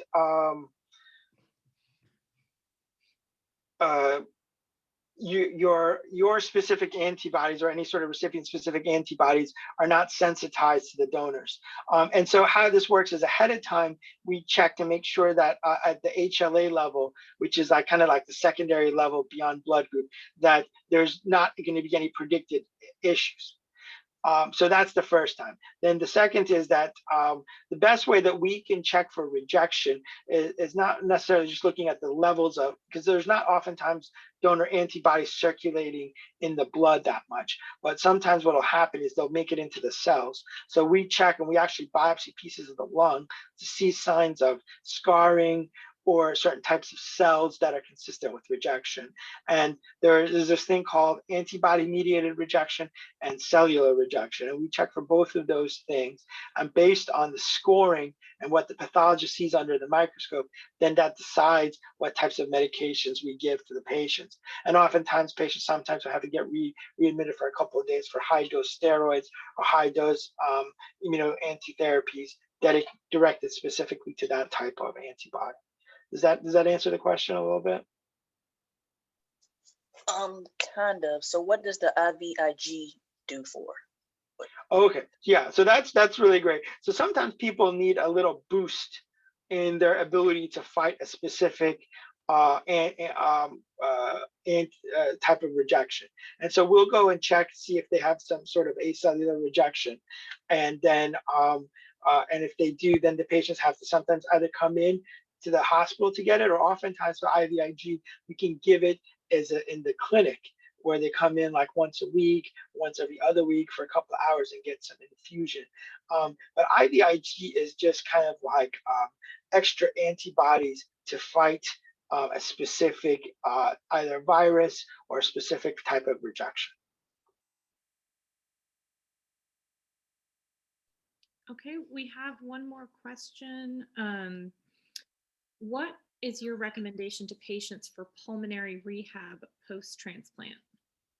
Yeah, so we have a pretty good infrastructure where right after the hospital, they'll go to Emory. We have a wellness center at Emory Decatur, which is with an indoor track. It's got separate rooms for cardiac and pulmonary rehab, a pool, like light weightlifting equipment. And so they will work with the physiologists, physical therapists, and their other kinds of mobility specialists there to kind of come up with a regimen. But once they're out of the acute phase, the big thing is cardio. We try to have folks do cardio both in the pre and the post transplant phase for 6 days a week, 30 minutes at a time. Obviously, it's a lot easier to do post transplant. So post transplant, we just say, hey, go for a walk, see if you can walk 1 or 2 miles a day. Once you're out of the surgical limitation period, try to do some light weightlifting, things like this. It's just the more active you are, the easier it is. The lungs themselves require your chest wall and your diaphragm to move air in and out of them. And so the lungs, although the tissues are there, it's unlike the heart where there's no real muscle in it. So for it to expand and contract, it requires your body and your body's musculature to work. And so that's why the pre-transplant, the prehab, and the post-transplant rehab are really important, because we want you to strengthen all the muscles here so that you can kind of get the most out of it. The lungs, if you can think of, are kind of like a billow where you need to actually use your hands to move air in and out of it. In our case, the hands for the billow are your chest wall muscles, your core, your diaphragm, and so all of that needs to be strengthened. And so walking is great, light weightlifting is great, stationary bike is great, elliptical is great. Obviously, those are much more challenging to do in the pre-phase, but the post-transplant phase, we really do that. The purpose of a lung transplant is to, get your life back.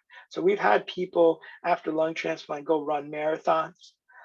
When I was a trainee, my attending ran a marathon with one of his recipients.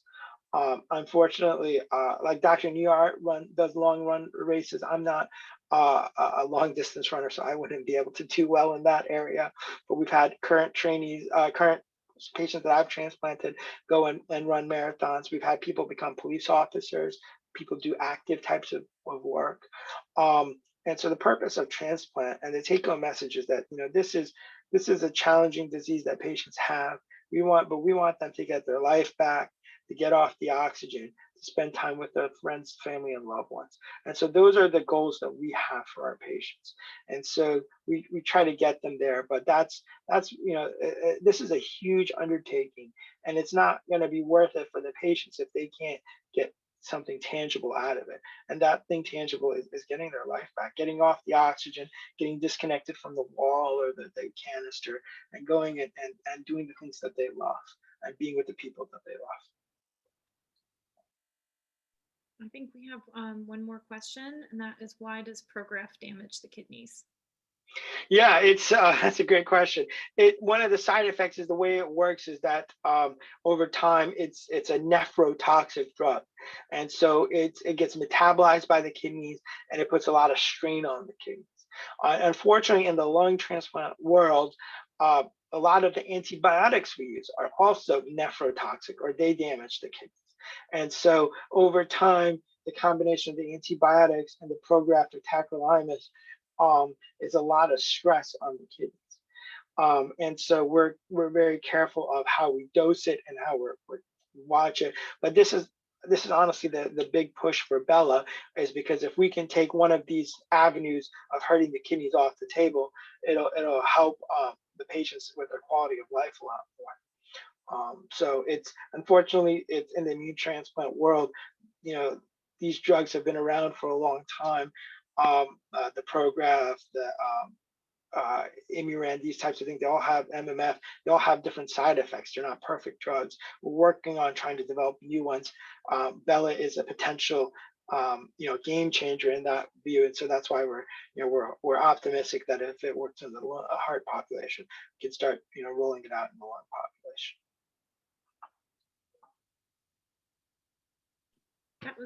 That was it for the questions. Okay. Great. I think this is probably, if we're okay, this is probably a reasonable stopping point. And just, if you guys have additional questions, if you have things that you'd like to talk about some more, I can talk about that as well. So if there's any last minute questions, you could come off mute and ask them, or just type them in the chat box.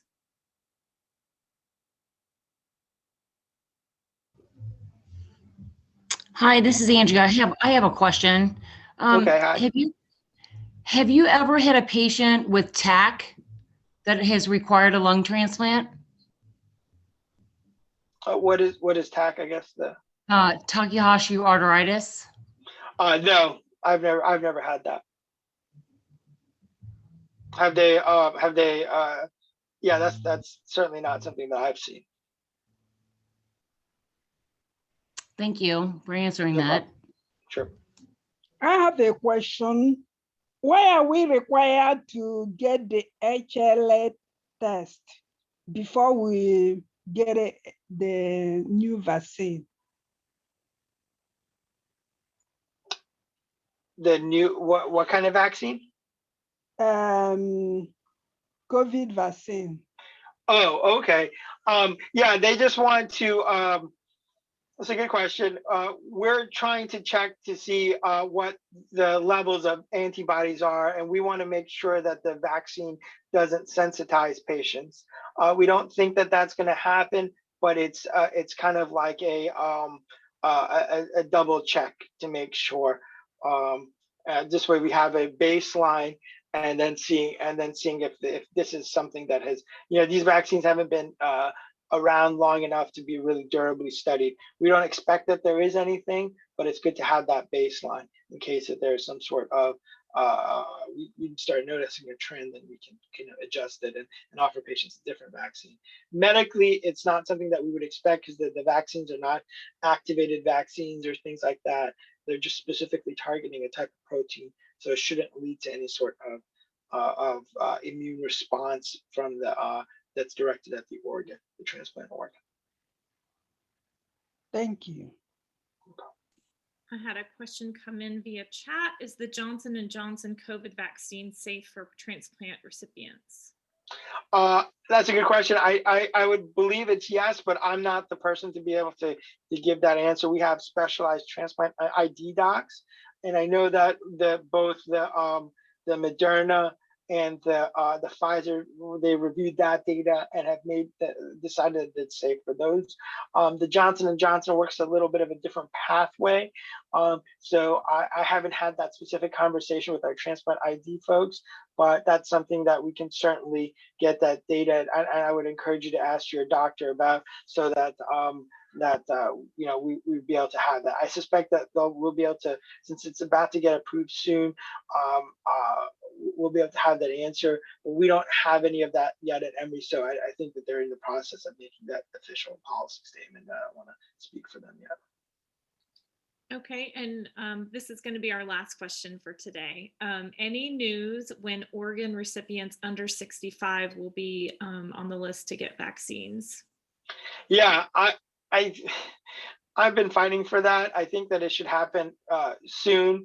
I would say that that if you can contact, if you're an organ recipient under the age of 65, in my mind that fits into a high risk category. And so I would, at an Emory, if you could constantly contact your provider and ask them, because that policy is being decided on and can be changed on a weekly basis. I know that on the older side, we've been able to vaccinate patients. And I think that that the under 65 side should be starting soon. Okay. I hope so. I'm going to sneak in one last question because it's a quick Sure. one. Will Emory be able to give the vaccines? Yeah, we're actively vaccinating. We have a standalone facility that does that, and so we're doing those vaccinations, and so for transplant patients, the best way to do that is to contact their transplant coordinator and talk to their transplant medical doctor about trying to set that up, and we can direct you to how to do that. But we have a standalone facility outside at North Lake Mall where there's a drive up vaccination. Okay, so not at the transplant center, but at a separate spot. Yeah, I think they've been doing it there because just it allows people. We got it ourselves there as well. You literally, there's like 8 bays, and you just pull your car up, you roll your window down, somebody sticks your left arm, and then you drive, and they just watch you for a period of 15-20 minutes. So it's kind of they've created that infrastructure over there, so it's pretty easy. Okay, well, I'm gonna end this mainly because I really want to be respectful of your time, and we are just deeply thankful for you giving us. No, I really appreciate this. I really want to thank everybody that asked questions. This is really great for it to be this interactive. That we enjoy that. Hopefully, if we haven't been able to answer your questions as well as you'd like, just please let us know. Deb can contact me, and we can kind of put you in touch with people that can better answer those questions, or at least make sure that we've done that. But I wish everybody the best of luck. And we're really grateful to have the Georgia Transplant Foundation. That they've done such great work, and do continue to do great work for our patients and for the residents of Georgia. So we're blessed for that. So thank you guys. Thank you so much. Enjoy your weekend. Thank you. Take care. Bye-bye.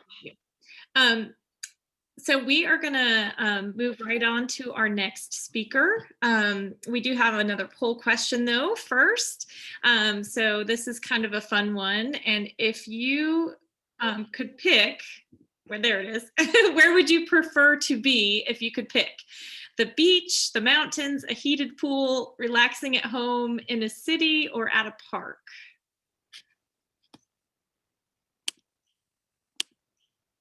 We need a new song for our waiting for the poll questions. So here we'll have our responses in just a minute. Oh, wow, we're all going to the beach together. That's awesome. Nobody wanted the heated pool or the park. We're not going there. But yeah, next up was the mountains and relaxing at home. So sounds good. We are, I know we've been sitting for a while, so we want to make sure you take a bathroom break if you needed to, but we are really excited about this last presentation because it takes what Laura took at the beginning and puts it into action as a way to meet some of those needs. So I'm very excited to have a little intro about Sonia Phillips. She has a special connection to the transplant community as her late husband was a heart transplant recipient. And also we found her because we were hopeful to do a yoga presentation at the Atlanta TNT in 2018. We put the ask out to the yoga community and she jumped at it because of her connection. So she feels passionate about the transplant community and also her work. She is a registered yoga teacher with 500 hours of training. And she has already led a chair yoga and mindfulness meditation, but today she's going to lead us in a mindful meditation with a specific focus on releasing the pressure valve. So I'm really excited to welcome her today.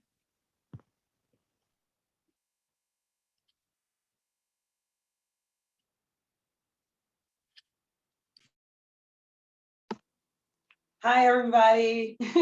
So should I give everybody a couple minutes as they're taking a restroom break, or is everybody good? I think you're probably good. Okay. We'll just go to the bathroom if they need to and come back. Okay. All right. Well, as she said, I'm Sonia. I'm a yoga teacher and I also teach meditation. But today we're going to focus on mindfulness and mindfulness meditation. So before we get started, I just want to tell you that it's nothing hard. It's nothing difficult to do. It's just about being present. And it's about being. Most of the time we're doing. We're always doing something. We're thinking about what we did yesterday. We're thinking about what we got to do tomorrow. We're thinking about something that happened in the past that we have no control over. Mindfulness is about being present in the moment. And we all have our mind is going. People have the misconception with meditation that you're blanking your mind. That is far from the truth. What you're trying to do is start to observe and understand when your mind wanders and having the tools to bring it back to the present. And that's what this meditation is about today, the ability to have those tools, introduce you to those, as well as how to release tension, stress, anxiety when we're all in those situations and things that we can't control. So let's go ahead. I know you've been sitting for a while. So before we get into the meditation part, I ask everybody just to stand up for a moment. Let me adjust my view here, my camera a little bit, and just come to a stand up around your chair. We're just going to move for a minute, just get the juices flowing, and just take a little bounce for a minute, shake your hands, bounce up and down, just get the energy going. And just take a deep inhale in through the nose, exhale out your mouth. Gentle bounce, deep inhale, and let it go. And then just come back to stillness. And take an inhale through the nose. Drop your right ear over towards your right shoulder. Inhale back to center. And over to the left. Come back to center. And drop the head back, chin up towards the ceiling. Coming back to the center. And dropping the chin to the chest. Coming back to the center. And just do a few neck rolls, loosening up the neck, getting some of that tension out. Still breathing. The breath is so important. And then take it the other way, rotate in the opposite direction.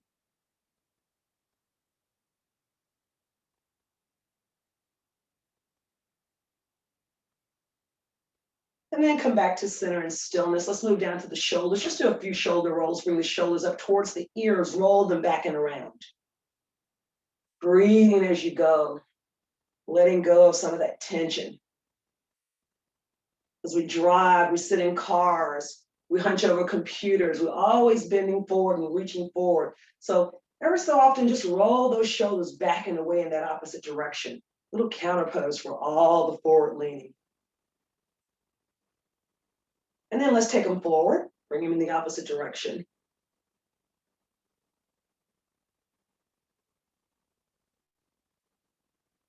Last one. And then just shake it out. Shake out your legs, shake out your feet, shake out your hands. Just get a little movement going in the body.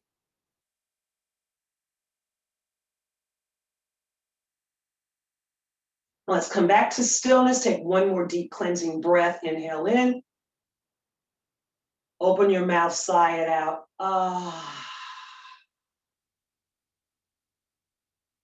And then make your way back to your seat.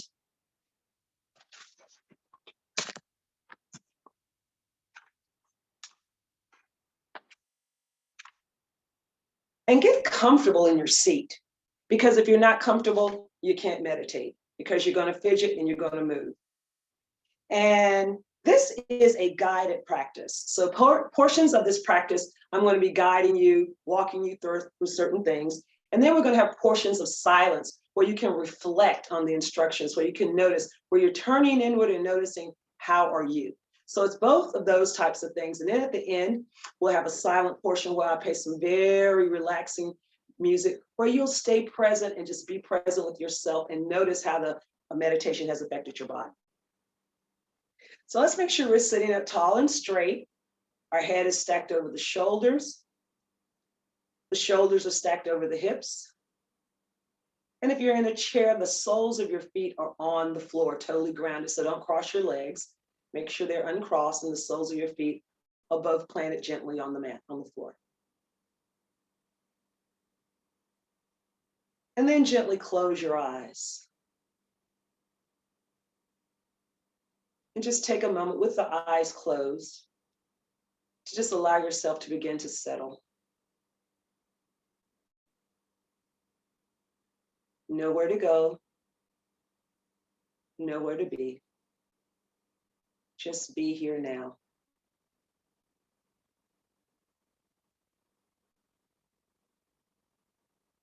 And beginning to notice your breath, following the path of each inhale and exhale.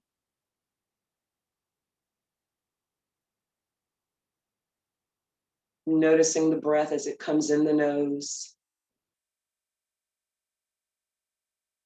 Noticing the breath as it goes down the throat and into the lungs. And then following the path on the exhale as it leaves the body. Observe your breath.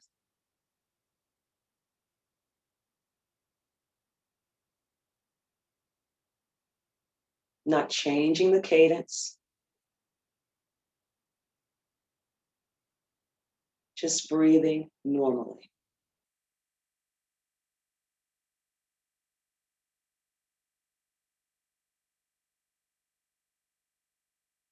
And in our practice today, we're going to learn how to release the pressure valve on our emotions that can sometimes overwhelm us and take away our control. Emotions such as anger, sadness, fear, grief, anxiety. All of this carries a strong emotional energy that can negatively affect our mind, our body, and our spirit.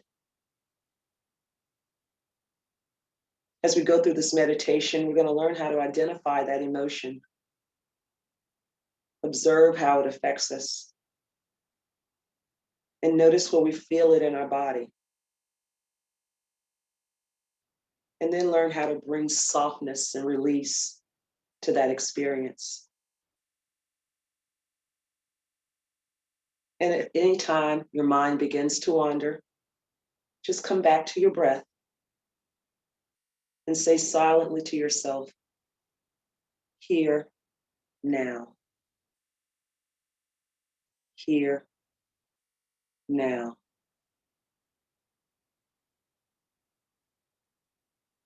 And as you settle, if you haven't all done so already, close your eyes. And bring your awareness to your face.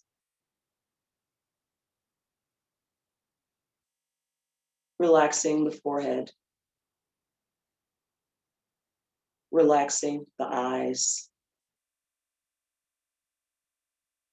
Unclenching your jaw. Softening the lips.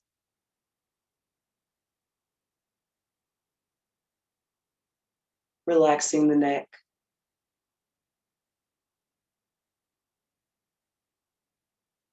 Dropping the shoulders down and away from the ears. Relaxing the upper arms. The elbows. Your forearms. Relax your hands and your fingers. Allow the palms to rest on top of your thighs, palms down to ground yourself, palms up to receive, whichever one feels best for you, grounding or receiving.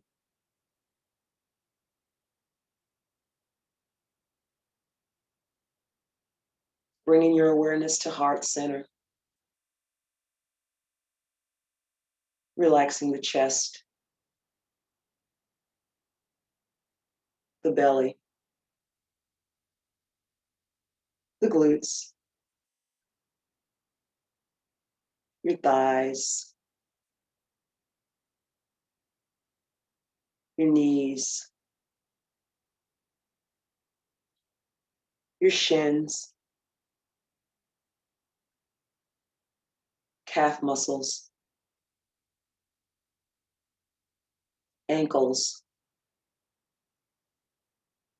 feet and toes. Just sink into your body, Relax with your breath.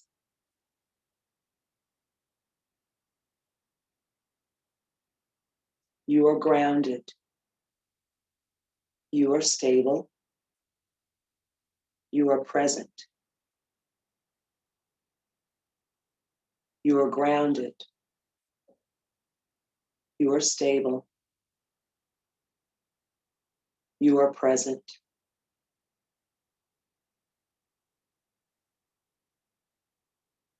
Just stay here for a moment. No doing, just be.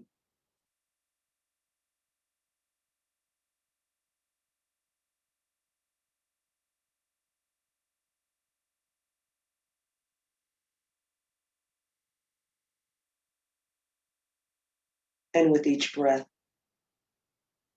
allow a sense of peace and relaxation to flow into your being.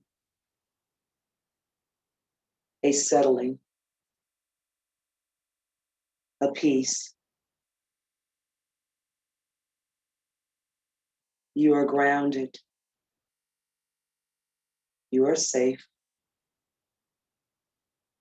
You are present.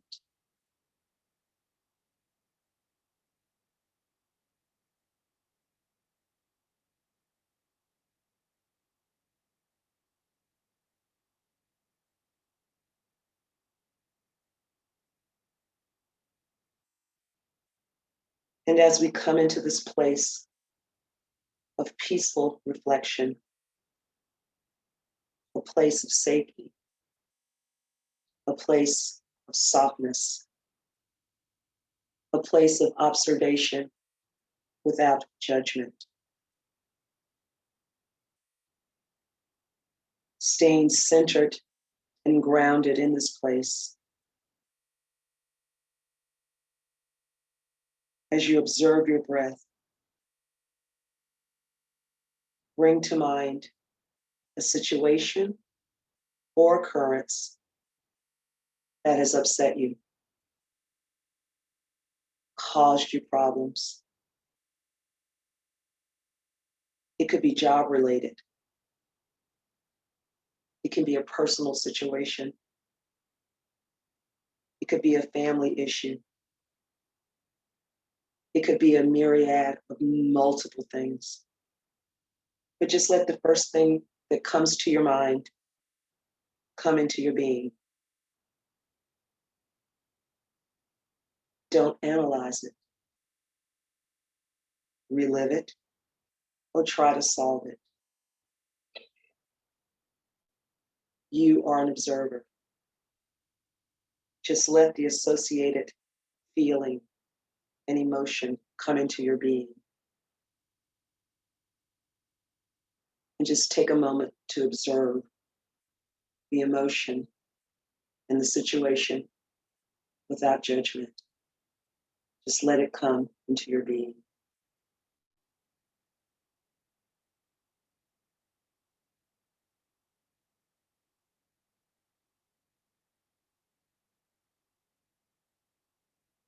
And now observe the emotion.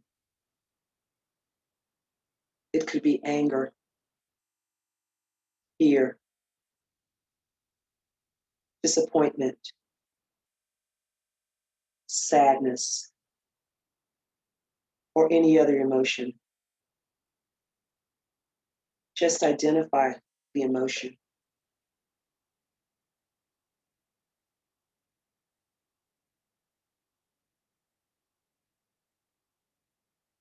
And notice the emotion and where you feel it in your body.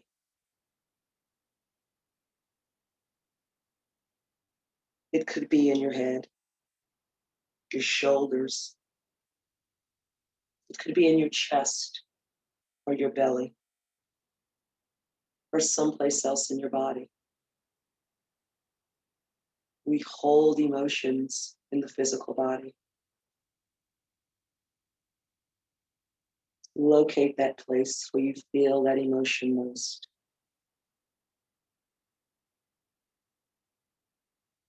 Where do you hold it? Take a moment to notice.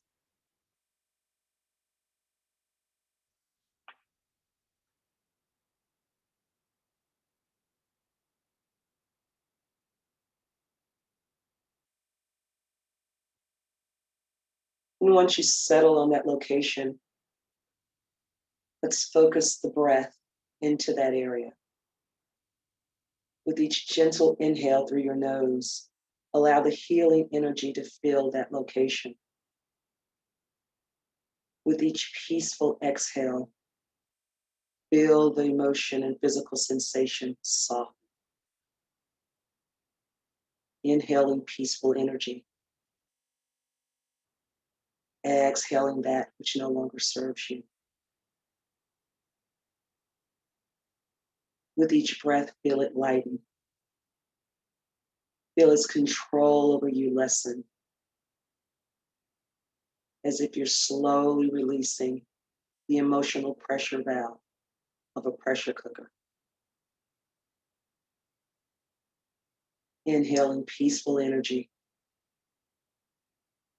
Releasing the pressure valve from that area with your exhale. Inhaling peaceful energy. Releasing the pressure valve on the exhale.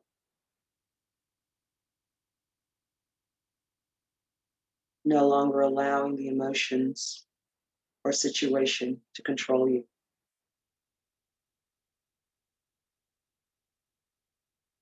Let's spend some time now in silence, releasing the pressure valve. Remembering that if the mind wanders,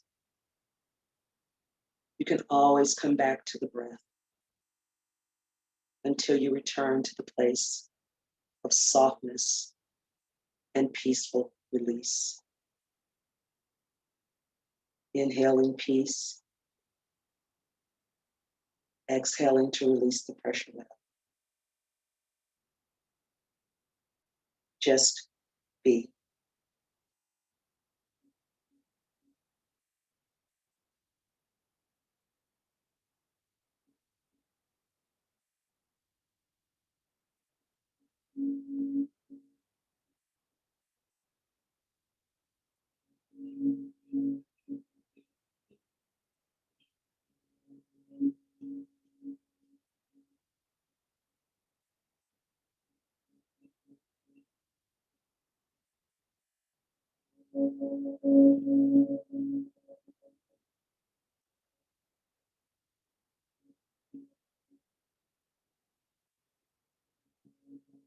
Inhaling peace, exhaling, releasing the pressure valve.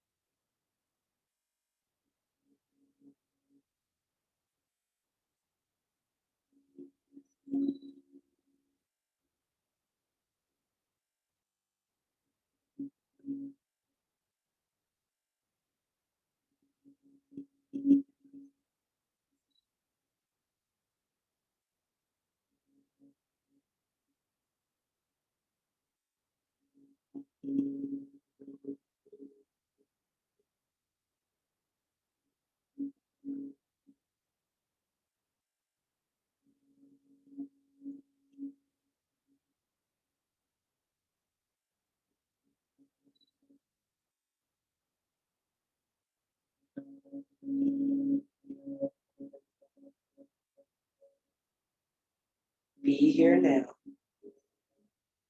Release the pressure valve.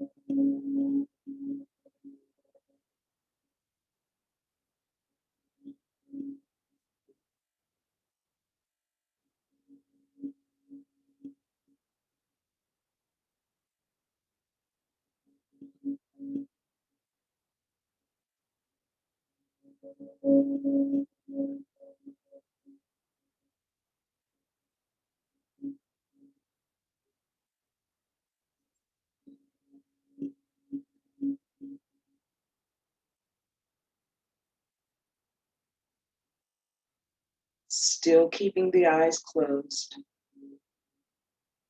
Let's begin to return to the physical body.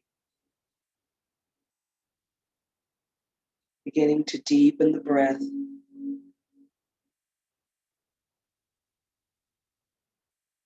And beginning to add physical movement, wiggling the fingers and the toes.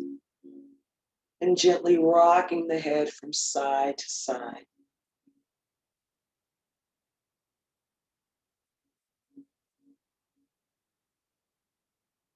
And coming back to stillness. And noticing the texture of the clothes against your skin.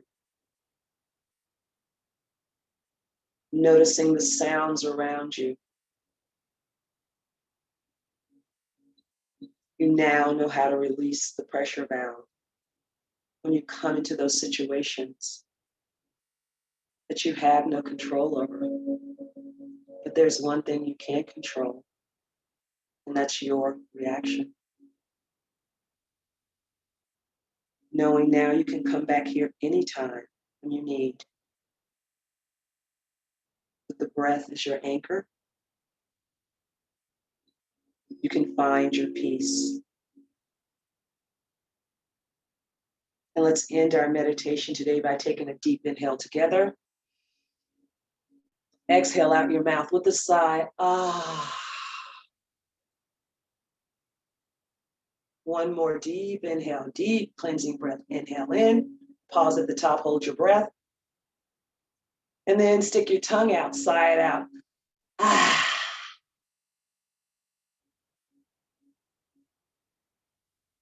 And then come back to stillness. And take one last moment to check in. Give yourself a body scan from the top of your head to the tip of your toes. How are you? Mind, body, and spirit.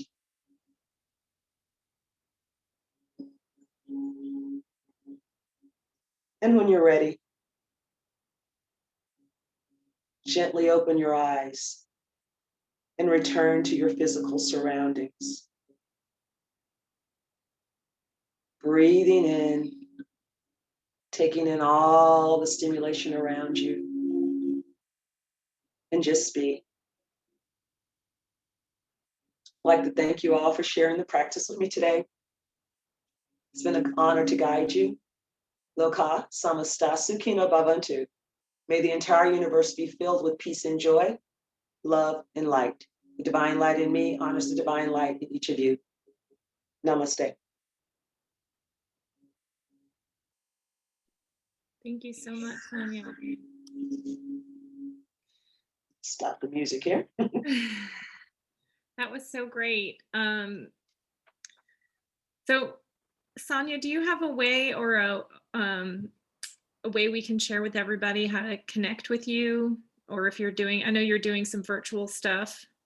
Yeah, sure. What I can do it either way. I can tell folks right now, if you want to go to yogasmyrna.com, and on there, it'll have my schedule.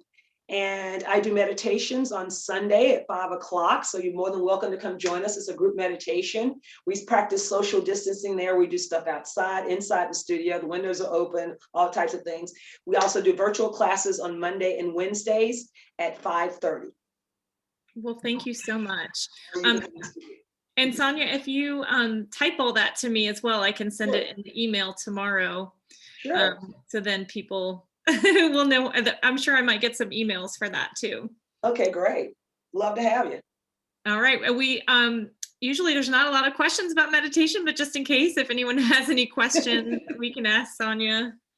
And you can just unmute yourself at this time that we've got some we don't have as many people on the meeting.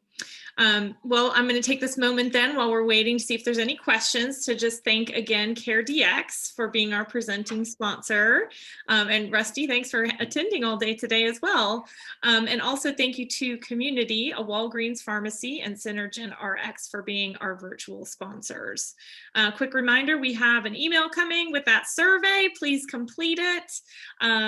And we are going to open the conference now to just have some chit chat, questions. And also, of course, I'm going to plug again the mentor training on March 13th. I'd love to fill it with some lung mentors. I know our current mentors have pretty big loads of mentees, so they might they might appreciate some other helpers. So, and then Rita, I don't know if you want to stop the recording.